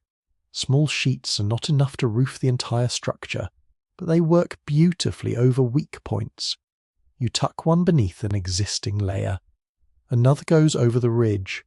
Water striking the top now slides outward. You watch for a full minute. No drip appears. A deeply satisfying victory over a problem approximately the size of a spoon. You move to the side wall. Wind pushes mist through several gaps. Branches alone reduce the draft, but the rain is travelling almost horizontally now. You need a denser barrier. You weave flexible sticks through the wall frame, creating a rough lattice. Then you begin packing the spaces. Moss, grass, leaves, thin bark. Each material serves a slightly different purpose. Moss can plug irregular holes. Grass can be twisted into dense handfuls. Leaves create bulk. Bark provides broad water-shedding surfaces. You're not trying to produce a perfectly sealed wall. Perfectly sealed is not desirable when you still need airflow. You're trying to force wind and rain to take a complicated route. Every bend costs energy. Every layer slows moisture. The shelter becomes a maze designed specifically to annoy weather. You discover a clump of moss growing thickly on a decaying log. You lift only what comes away easily. It feels wet on the outside but drier beneath. You squeeze it. Moisture appears. Not ideal for bedding, still useful for exterior chinking. You press the moss into a narrow crack between two branches. It holds. The wind stops whistling through that opening. Excellent. A trapper repairing a rough shelter often borrows techniques that resemble log cabin chinking on a much smaller scale. Historic log structures commonly use mixtures of mud, clay, moss, grass, wood fragments, or other available materials to fill gaps between logs. Your little wall requires the same basic idea: stop moving air, interrupt water, use whatever is nearby. You scoop sticky soil from beneath a protected root mass. Mixed with fibrous grass, it becomes a crude plaster. You press a little along the outer base where runoff has been sneaking inward. The mud fills the gap. It is not elegant. It is also free. The forest has very reasonable pricing. You continue along the wall until another material catches your eye. Canvas. Your pack contains a small square folded beneath spare clothing. For a 19th century trapper who has access to canvas, cloth sheltering material can be enormously valuable. Canvas tarpaulins and tent cloth become familiar equipment among soldiers, traders, wagon travellers, hunters, and later commercial camping parties. Heavy canvas is not lightweight by modern standards. It absorbs water. It requires maintenance. But treated or tightly woven fabric can provide a dependable barrier that saves enormous labour compared with building an entire roof from vegetation. Your piece is too small to cover the shelter, so you use it where it matters most. You stretch it over the upper section closest to your sleeping position. The cloth slopes outward. Rain begins beading and running along it. You secure each corner with cord. A gust pulls one edge loose. You retie it. The second knot holds. You step underneath and listen. The sound changes immediately. Drop striking bark make a soft knock. Drop striking branches hiss. Drop striking canvas produce a rapid drumming. Your roof has developed an entire percussion section. At least nobody is charging admission. You inspect your blanket next. Some trappers historically carry wool blankets. Robes, hides, or trade blankets depending on region or period, and access to goods. Wool earns its reputation because it can retain useful insulating properties even when damp. Although wet wool is heavy and certainly not pleasant, you do not sacrifice your main blanket as roofing unless circumstances demand it. Dry insulation around your body remains too valuable. Instead, you consider an animal hide. A hide with fur attached can provide warmth. A properly prepared skin may also serve as a temporary windbreak or outer covering, but untreated hides can stiffen, absorb moisture, become heavy, and deteriorate. Not every skin is a convenient waterproof sheet. Frontier stories sometimes make hides seem like nature's ready-made plastic tarp. Reality is more complicated. Preparation matters. Animal species matters. Weather matters. A poorly cured hide in prolonged rain can become a deeply unpleasant object with the texture of regret. You possess one small treated skin used for wrapping gear. You stretch it across a particularly exposed corner. The surface sheds light rain efficiently. Behind it, your supplies remain dry. This is exactly how mixed material shelters become effective. Nothing does everything. Bark handles broad runoff. Moss plugs cracks. Canvas protects critical areas. Hides cover small exposed zones. Evergreen boughs provide thickness and structure. You combine them. That mixture is more useful than insisting on one perfect substance. Historians still argue whether written descriptions of frontier shelters underestimate the amount of indigenous technological influence involved, especially when later authors present practical techniques as inventions of European trappers.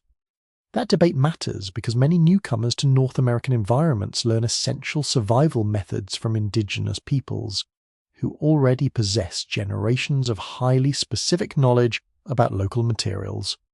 Bark working, kings, snow construction, hide preparation, canoe building, plant fibers, weather reading, shelter forms. These are not simply wilderness tricks floating freely through the trees. They belong to traditions, communities, and long experience. Knowledge travels across cultures, sometimes through cooperation, sometimes through trade, sometimes through difficult and unequal encounters. The shelter beneath your hands is therefore not merely a pile of materials. It represents accumulated observation. You test another bark sheet by bending it. It cracks, too dry. You discard it. A fresher piece flexes, useful. Material selection is often a matter of touch. Good bark bends without immediately splitting. Dry grass feels crisp. Useful cordage fibers pull apart differently from rotten ones. Moss holds together or crumbles. Your hands become measuring instruments. A quirky woodsman's trick involves rubbing animal fat, wax, oil, or resin into certain materials to improve water resistance. The concept is sound, although recipes vary wildly. Beeswax can help waterproof cloth and leather. Pine resin appears in traditional adhesives and sealants.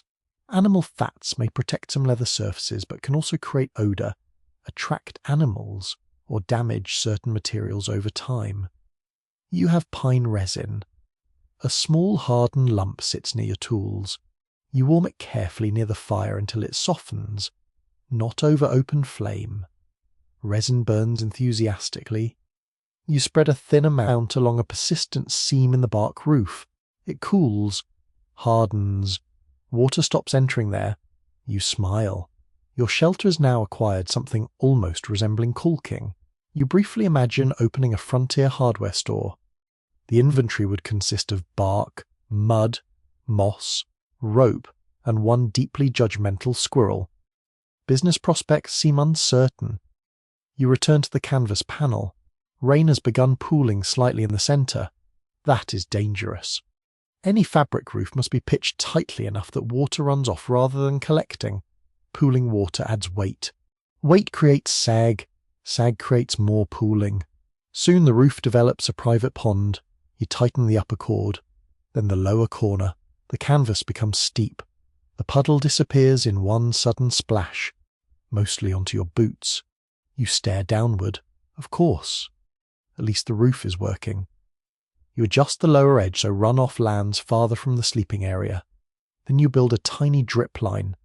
A narrow strip of bark projects beyond the wall, encouraging water to fall clear instead of curling underneath.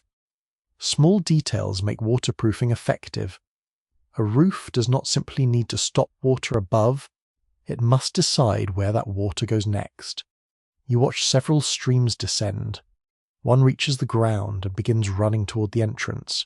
You redirect it with a shallow ridge of soil and leaves. Another disappears safely downslope. Good. The walls now darken with moisture but do not leak freely. You crawl inside. Difference is immediate. The roof still breathes faintly. The air smells of wet bark, resin, smoke, wool, and crushed evergreen needles. But the bedding remains dry. Your pack remains dry. The cold rain stays mostly outside. That word mostly is important. Emergency shelters rarely become perfectly waterproof. You're not constructing a hotel. You are managing exposure. A few damp edges are tolerable. Soaked bedding is not. A dripping corner is manageable. Continuous water over your body is dangerous. You arrange your gear according to that hierarchy. Dry tinder goes deepest inside. Blanket next. Food protected. Tools near the entrance.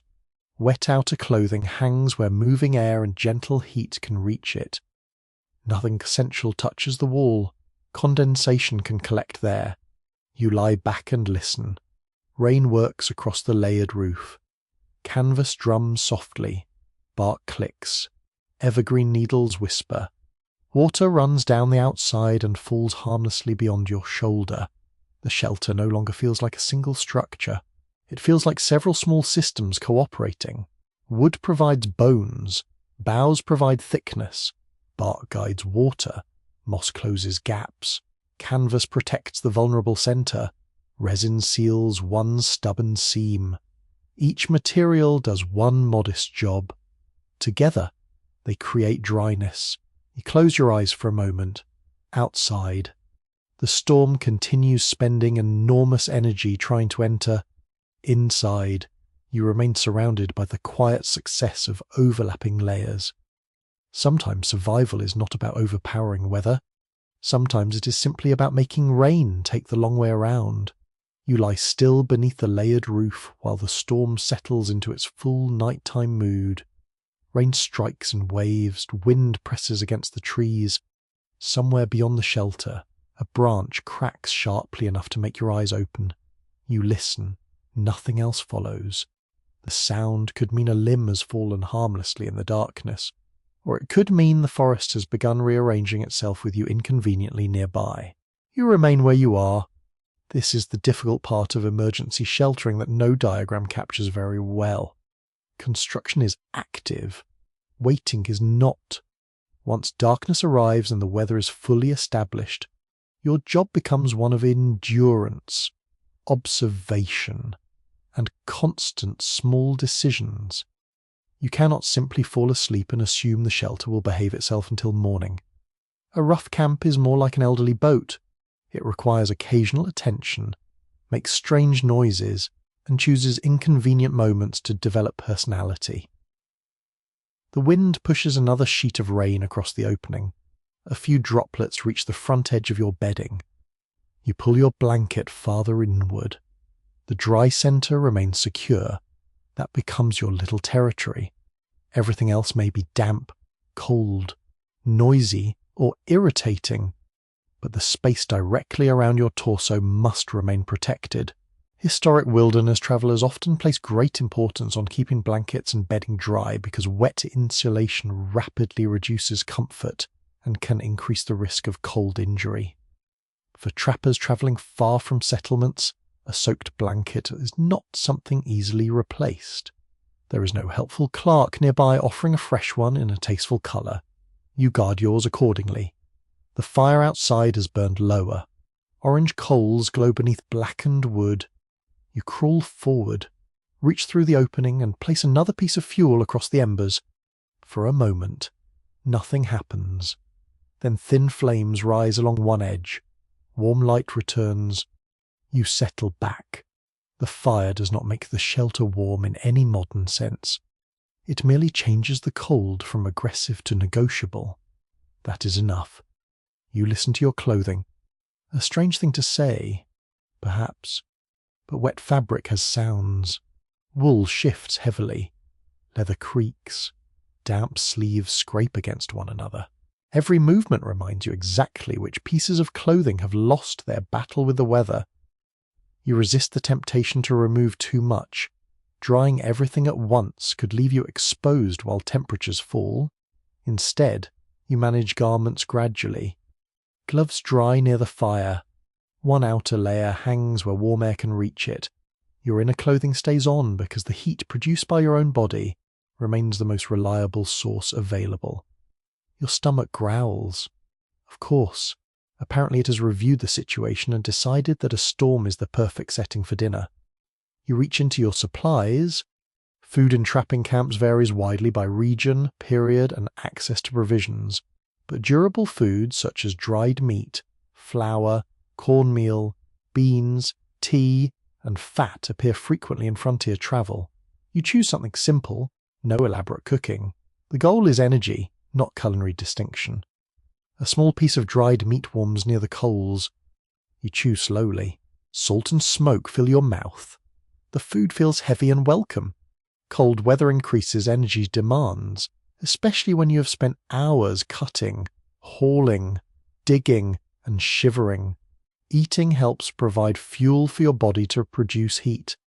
This fact is wonderfully convenient because eating is also far more enjoyable than discussing thermoregulation. You drink a little water, not too much at once.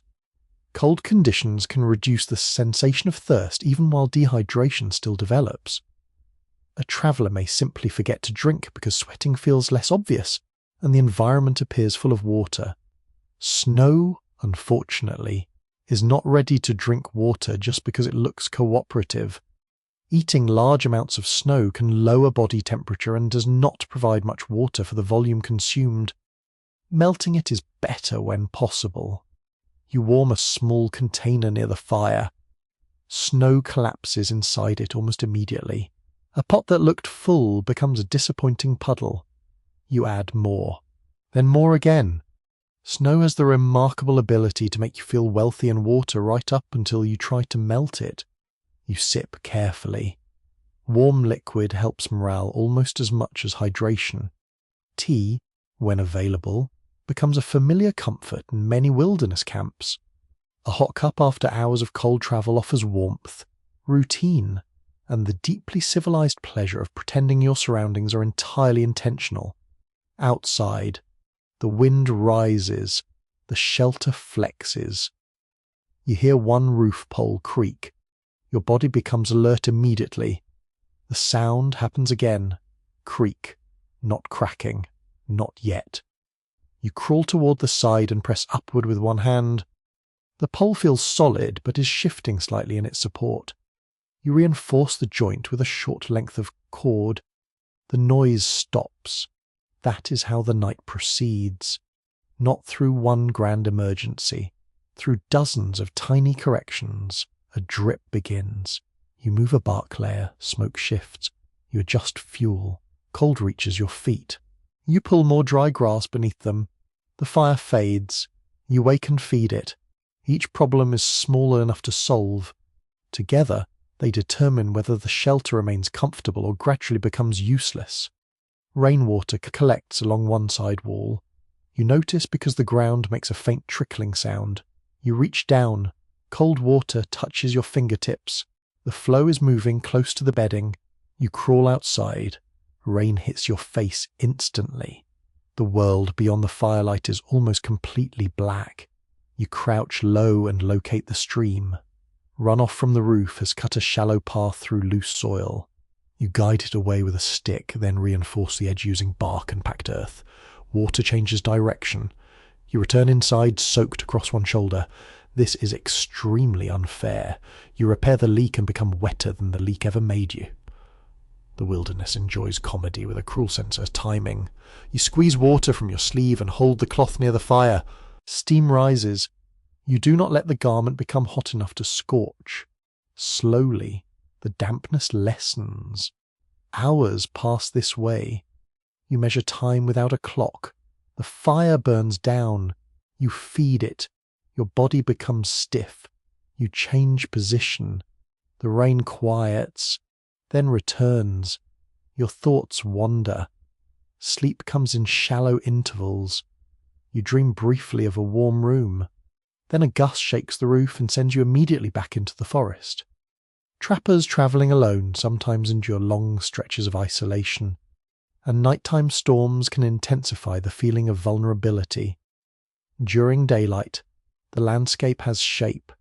You see ridges, creeks, paths, and trees. At night, almost all of that disappears. Your world shrinks to sound. Rain on bark, wind in branches, fire popping, an animal moving somewhere beyond the glow. The mind begins filling in what the eyes cannot verify. A rustle becomes a bear, a twig becomes a wolf, a rolling pine cone becomes an entire criminal conspiracy. You listen again. Scratch. Pause, scratch. Something is near the food pack. You reach for a stick and lean toward the opening. Two small eyes reflect firelight. A raccoon. It freezes.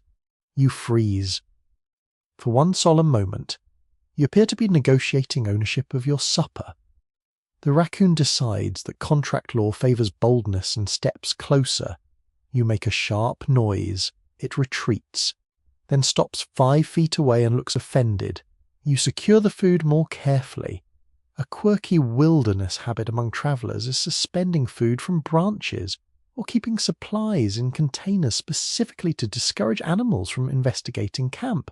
The effectiveness depends on the animal, the method, and whether your opponent has spent its entire life studying human incompetence. The raccoon eventually disappears. You remain suspicious. You tighten the food wrapping anyway. The temperature drops. Rain begins mixing with sleet. Small pellets strike the roof. The sound is harder now.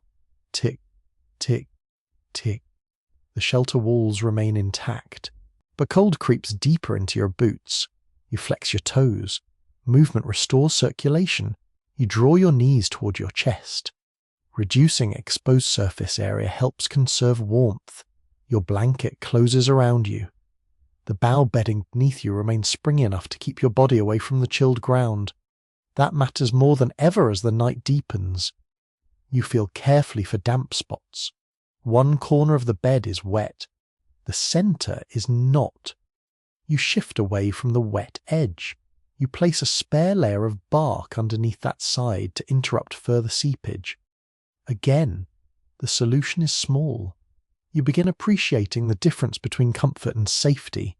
Comfort would mean dry socks, a steady heat, hot food, and 8 uninterrupted hours of sleep.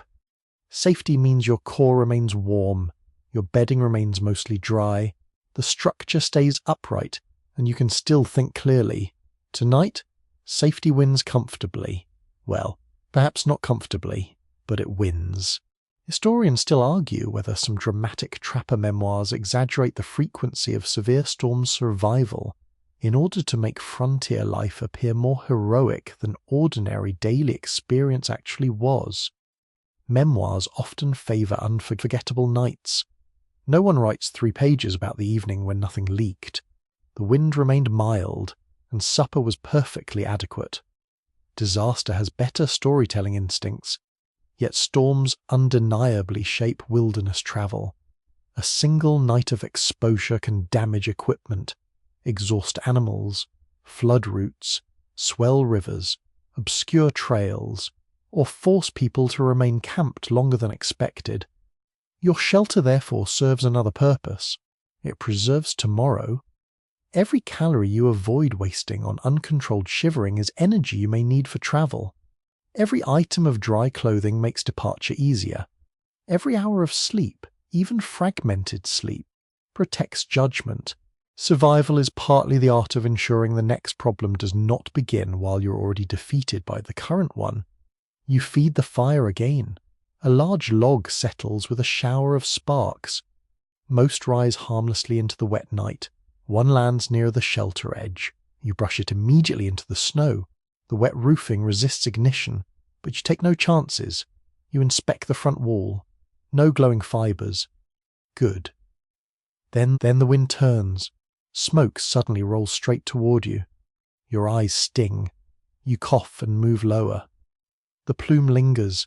You push one burning branch farther outward with a stick, changing the fire's hottest point. The smoke begins drifting sideways. You remain close to the floor for another minute. Air clears. A useful shelter must keep enough ventilation to prevent smoke and combustion gases from accumulating. Even outdoors, wind can create strange eddies that pull smoke into protected spaces. You cannot simply assume that, because the fire stands outside, all smoke will politely remain there. Smoke has never demonstrated that level of manners. You check the ventilation gaps. Clear. The shelter breathes again. Sleet turns back to rain, then weakens. For the first time in hours, you hear individual drops instead of a continuous roar. The change is subtle. You lie still, unsure whether to trust it. Rain continues, slower. Wind still moves through the canopy, but the gusts arrive farther apart. You do not relax completely. Storms can fade and return.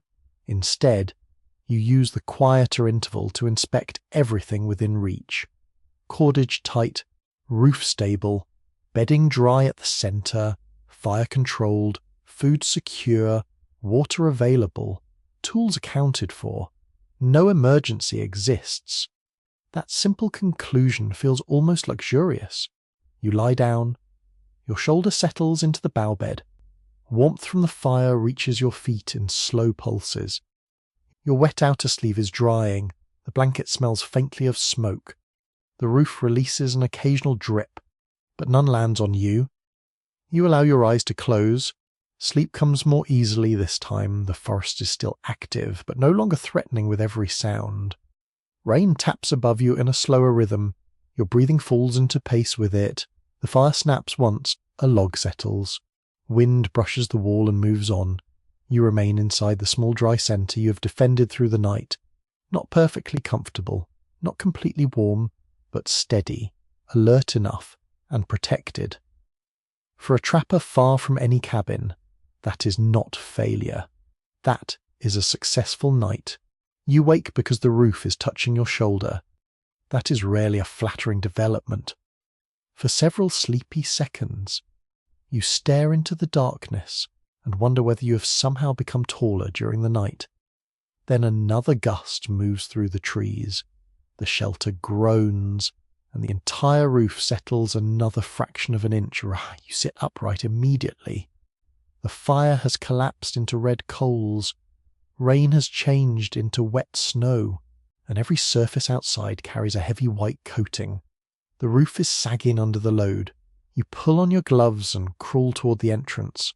Cold air reaches inside.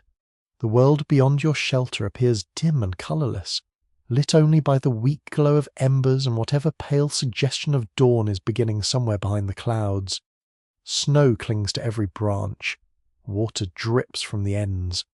The storm has spent the night adding weight to everything you built. You reach upward and push gently against the lowest roof pole. It moves, not broken, just bending. That distinction is encouraging. A damaged shelter does not always require rebuilding.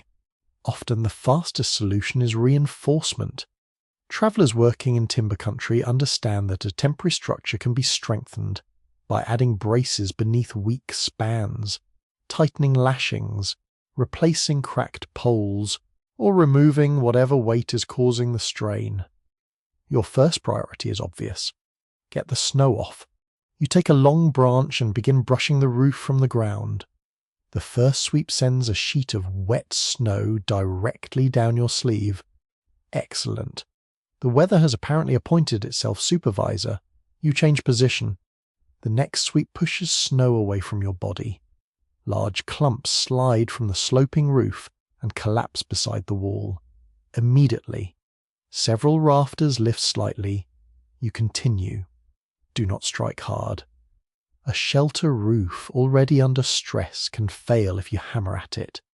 You scrape gently, working from the lower edge upward. Snow slides free. The branches rise. You clear the canvas panel next. Wet snow sitting on cloth creates a deep sag in the centre. You push upward from underneath while guiding the load sideways. It drops with a heavy slap. The canvas tightens again. That alone buys you time. You inspect the ridge support. One lashing has loosened. Rain has wet the cord, and repeated movement has worked the knot partially free. You pull it tight. Then you add another wrap. Your fingers feel clumsy, but the cord eventually bites against the wood. You test the joint with both hands. Firm. Nearby, a roof pole has cracked near its lower end. It has not separated completely, but the fracture is widening. You could remove it. That risks disturbing the entire roof. Instead, you brace it. You cut a short forked stick and wedge it beneath the damaged section. The fork supports the rafter from below. Then you bind the cracked pole to the brace with cord. The repair is ugly. Ugly is perfectly acceptable at this hour. Nobody has ever survived a storm because the emergency carpentry was photogenic. You move along the wall, A second problem appears near the entrance. Runoff has softened the soil around one upright support. The stake now leans inward. You kneel beside it and press the surrounding earth. Muddy, loose. If the stake pulls free, part of the windbreak may collapse. You drive another stake behind it at an angle. Then you lash the two together. The second stake acts as a buttress. You pack stones and firmer soil around both bases. The wall steadies. This kind of bracing is a mainstream feature of temporary field construction. Hunters, soldiers, survey parties, and trappers all make use of simple props, stakes, lashings, and diagonal supports because triangular arrangements resist movement far better than loose vertical pieces. You do not need to know the vocabulary of structural engineering. You only need to notice what wiggles, then make it stop wiggling. You stand carefully. The sleet strikes your hat. Your boots sink into wet snow. The fire deserves attention next. Ash has built up around the remaining coals. You kneel beside them. A faint orange glow survives. Good. You clear excess ash from one side without scattering the coals. Then you add fine dry shavings kept inside the shelter. Smoke rises. You add thin sticks. One catches. A tiny flame appears. You protect it with your hands while feeding another twig. The fire returns slowly. This is why dry fuel stored beneath cover is so valuable. If every piece of kindling had been left outside, restarting the fire now would be much harder. You take one larger branch from the protected pile. Its outer surface is damp, but you split it. The center remains dry enough to burn. Soon the flames grow. Warmth reaches your wrists. You resist sitting beside it. Repairs come first. The roof edge has begun leaking in two places. You follow the first drip upward.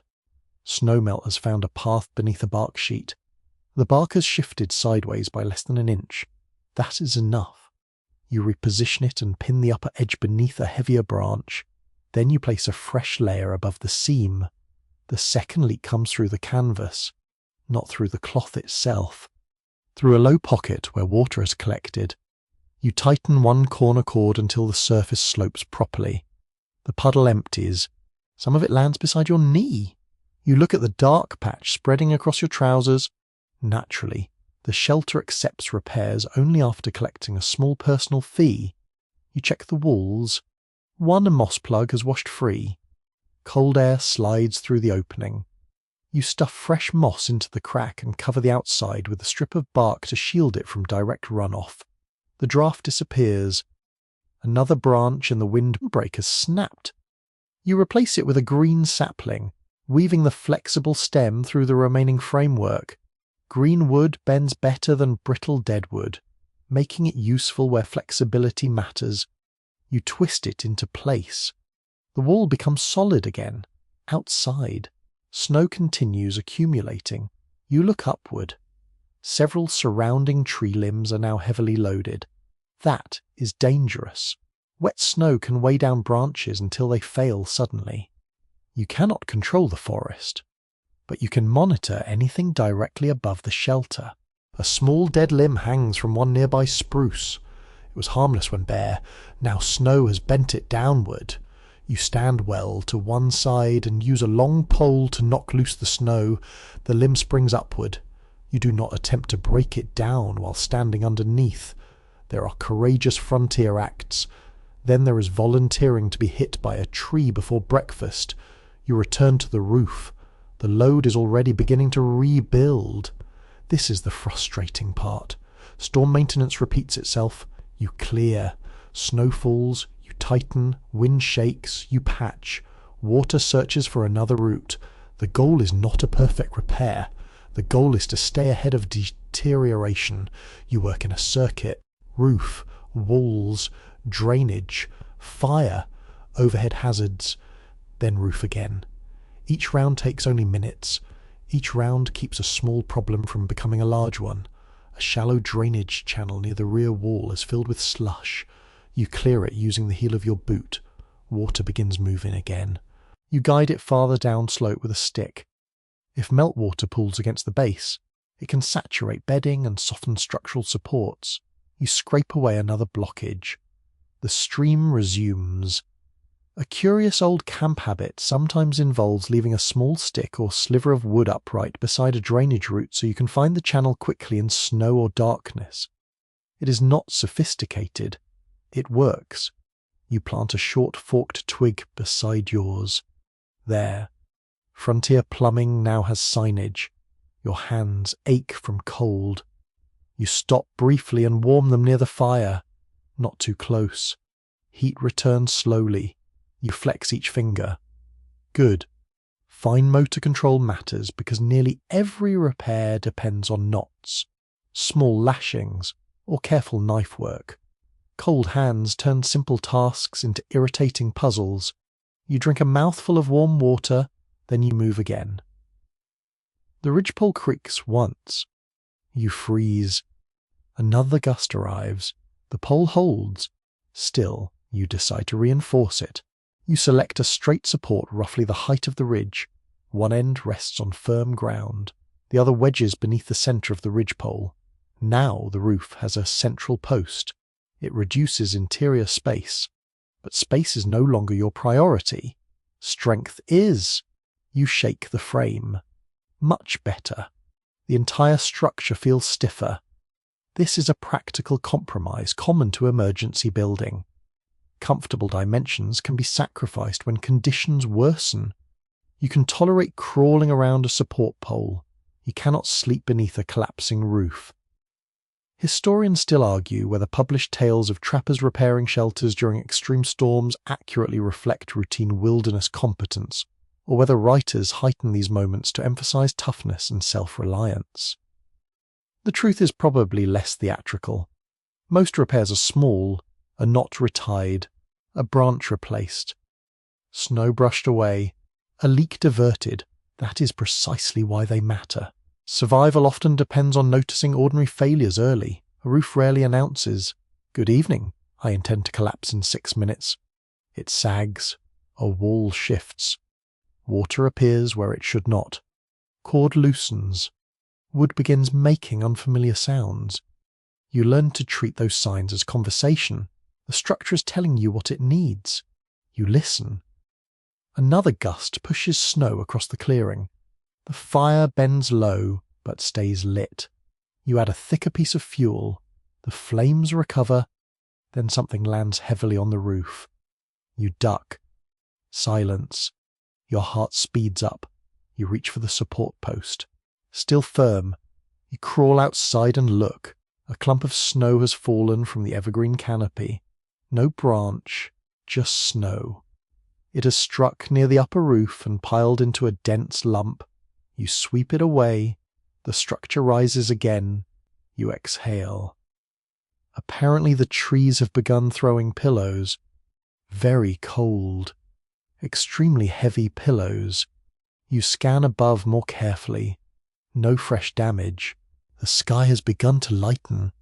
Not sunrise exactly. More like darkness becoming grey. That is enough to change your mood. You can see farther now. The surrounding snow reveals what the night concealed. Broken twigs litter the ground. One larger branch lies 20 yards away. Water cuts narrow, dark channels through the slush. The shelter itself looks battered but recognizable. Its roof is uneven. One wall leans slightly. The canvas is stained with mud. The bark patches overlap in awkward angles, and yet it stands. You clear snow one more time. You tighten the final loose cord. You kick accumulated slush away from the entrance. Then you inspect your bedding. The center remains dry.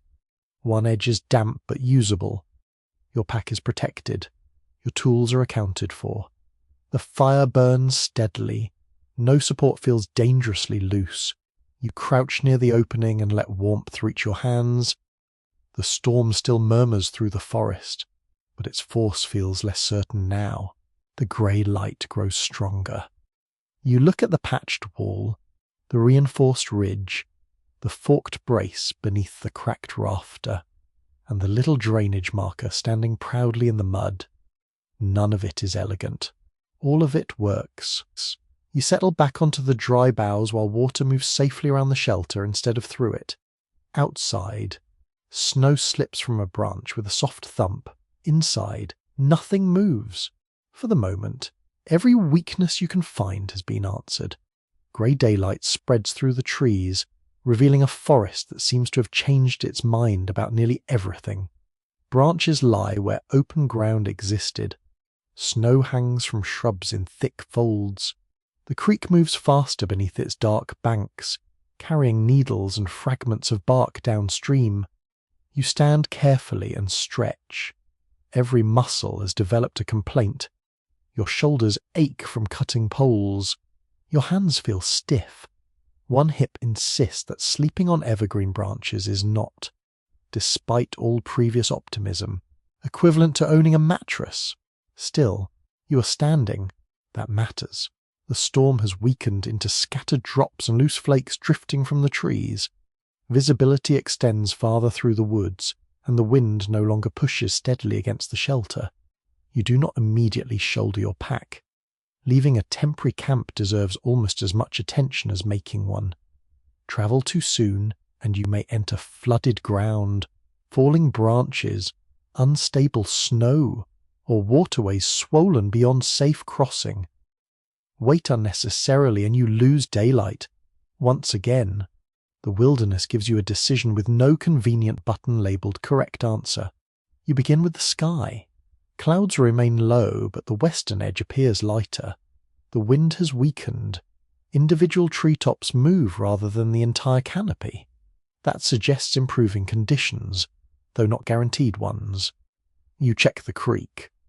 It is higher. Not dangerously high here, but noticeably stronger. Any route requiring a crossing may now be more difficult. Historic trappers often follow river systems, streams, ridges, and establish paths because waterways and terrain features provide natural travel corridors. Storms can transform those routes quickly. Frozen surfaces weaken, banks collapse, mud deepens, snow covers tracks. A familiar trail may remain in exactly the same place while becoming completely different country. You pack slowly. First, the things that must remain dry. Tinder goes into its protected container. Blanket gets rolled tightly. Food is secured. Knife and fire steel return to their usual positions. You count small items. Losing a tool in camp is irritating. Discovering that loss 10 miles away turns irritation into a philosophy lecture. You find one short length of cord beneath the bedding. Useful. Another remains tied around a roof support. You consider retrieving it. Cordage is valuable, especially when your supplies are limited. You untie the knot carefully. The shelter shifts slightly. You stop. Removing useful materials must not cause the structure to collapse while you're standing underneath it. That would be an exceptionally efficient way to lose an argument with your own engineering. You move outside and recover only pieces that can be taken safely. A spare cord, a canvas square, the treated hide, a small cooking container. Everything else stays. You do not need to dismantle the entire shelter just to prove ownership of sticks. In many historic trapping situations, temporary camps are left in place, particularly when travellers expect to use a route again. More substantial line cabins may become regular stopping points along trapping circuits, while simple brush shelters might survive only until weather and decay reclaim them. Your shelter belongs firmly to the second category. It already looks as though the forest has begun repossessing it. You shake snow from the canvas, fold it, shake again. Water clings to the fabric. You cannot make it completely dry, so you roll it separately from bedding. Wet material packed against dry cloth can spread moisture through everything. That is an unpleasant surprise best prevented now. You inspect the blanket. Dry enough. Good. Then you turn toward the fire. Only a modest flame remains.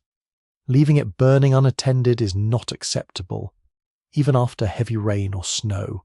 Fire can spread into dry material hidden beneath logs, roots, or forest litter. You separate the burning pieces. Snow goes onto the coals. Steam rises. You stir them with a stick. More snow. More stirring. The hiss becomes quieter. You expose the centre of the ash bed. A few orange points remain. You cover them again. Historically, people travelling repeatedly through cold country sometimes preserve embers rather than starting entirely from sparks at each camp. Coals might be carried carefully in suitable containers or wrapped in slow smouldering material. That saves effort. But abandoned coals are another matter. Your camp is finished, the fire must be finished too. You place your bare hand near the damp ash. No intense heat. You stir once more. One coal glows. You stare at it. Persistent little thing. You bury it beneath wet snow. Several minutes later you check again. Dark. Cold enough. Now you examine the camp itself. Not for beauty, for lessons. The roof tells the clearer story. Its steepest side shed water well. The shallower corner collected snow and sagged. You remember that. The bark sheets remained effective where they overlapped generously. The narrow seam leaked. You remember that too. The wall, protected by dense evergreens, performed better than the exposed corner. The drainage path worked once it was redirected. The central brace stopped the ridge from flexing. Every failure has become instruction. This is how practical wilderness knowledge grows. Not from one grand revelation, from hundreds of annoyances remembered correctly. You stand beside the roof and study the repaired rafter. The forked support is still wedged tightly underneath. A simple piece of wood carried an impressive load once placed at the correct angle. You tap it once, solid. You smile. Somewhere in the history of human construction, an ancestor discovers bracing and immediately earns the right to feel extremely pleased with a stick. You certainly do. A quirky frontier habit recorded in various outdoor traditions is leaving small signs at a camp for your future self or another traveller. A cut mark on a tree, an arranged branch, a stack of stones. Sometimes these indicate direction, water, a cache, or simply that someone occupied the location. Such marking systems vary widely and should not be imagined as one universal trapper code. The forest does not come with standardized signage. Still, you want to remember this place? You choose a distinctive forked tree near the higher ground. No need to carve it deeply. The shape itself is memorable. 3 trunks rising from one base, a fallen pine pointing toward the creek, a rocky patch above. You store those details mentally. Location is often remembered through relationships. Tree beside slope, slope above water, water east of ridge. Memory becomes a map constructed from landmarks. You shoulder the pack, heavier than you would prefer. Of course, equipment possesses a strange ability to gain weight while you sleep. Historians still argue whether some descriptions of trapper route memory and navigation exaggerate individual skill, especially in stories where men supposedly cross immense wilderness areas with almost supernatural certainty. Experienced travellers can develop remarkable spatial memory, but they also become lost. They misjudge weather. They choose poor crossings. They follow old tracks in the wrong direction. Competence is not magic. It is simply a collection of habits that improves the odds. You begin walking slowly. The first steps feel awkward after hours spent crouched inside a narrow shelter. Your legs loosen as you move. Snow compresses beneath your boots. The world smells clean. Wet spruce. Cold mud. Smoke lingering faintly in your coat. You reach the edge of the creek and stop. The water has spread beyond its usual channel. Brown current pushes around branches. You had planned to follow the opposite bank. Not today. You remain on higher ground instead. This route is longer. That does not make it worse. Travel after a storm demands flexibility. Low ground may be flooded. Deadfalls may block familiar paths. Snow can hide holes and fallen branches. In steep country, saturated slopes may become unstable. You test each uncertain patch before placing your full weight on it. A stick helps probe soft snow. Mud pulls at your boots. Several times you step around fallen timber rather than climbing directly over slick trunks. Progress feels slow. Slow is fine. A sprained ankle would be slower. You pause beside a fresh tree fall. The roots have torn an enormous disc of earth from the ground. Stones, moss, and pale roots hang in the exposed wall. The trunk lies across the trail. You circle around the root end rather than walking beneath leaning branches. Storm damage creates secondary hazards long after the strongest wind has stopped. Trees may remain partially uprooted. Broken limbs can hang overhead. Snow loads continue shifting. You listen whenever the canopy creaks. The trapper's world is not divided neatly into danger and safety. It is divided into things you've noticed and things you've not noticed yet. That sounds profound until your boot enters a hidden puddle. Cold water pours around your ankle. You freeze. Wonderful. The forest has provided a practical demonstration. You step out quickly. Water has entered the boot, but not enough to soak everything completely. You find a dry log and sit. Off comes the boot, then the sock.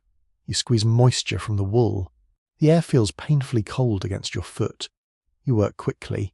A spare dry layer goes on. The damp sock gets secured outside the pack where air can reach it.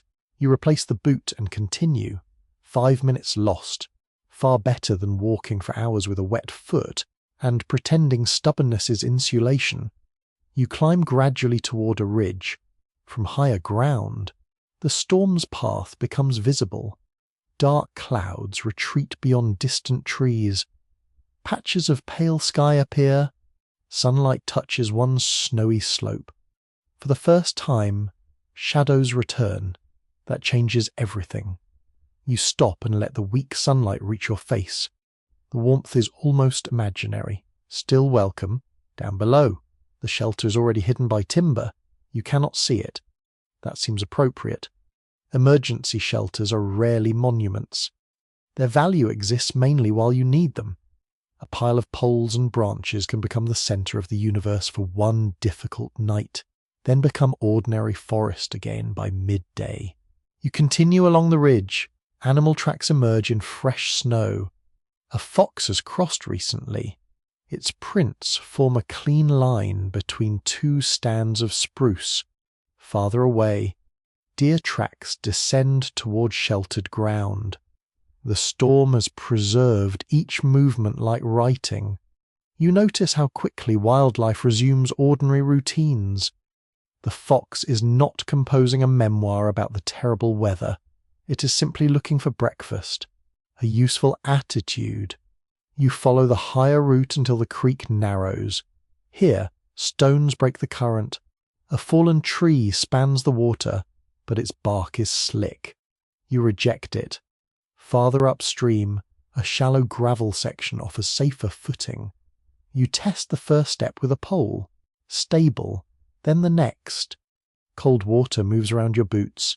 You cross slowly. No drama. That is ideal. The best wilderness decisions often produce terrible adventure stories. You reach the opposite bank and climb onto firm ground. Your route opens through the trees. The pack sits evenly. Your dry supplies remain protected. The sky brightens.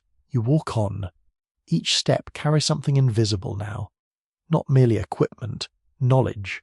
You know how much roofing the rain demanded. You know which slope shed snow. You know how quickly firewood disappears. You know that a shallow drainage path can become surprisingly important. You know that wet snow weighs far more than its soft appearance suggests. You know that cold ground deserves respect. And you know the most valuable shelter is usually built while conditions still allow you to make careful choices. Ahead, the trapline disappears between dark spruce trunks. You follow it. The storm has passed far enough that ordinary sounds return.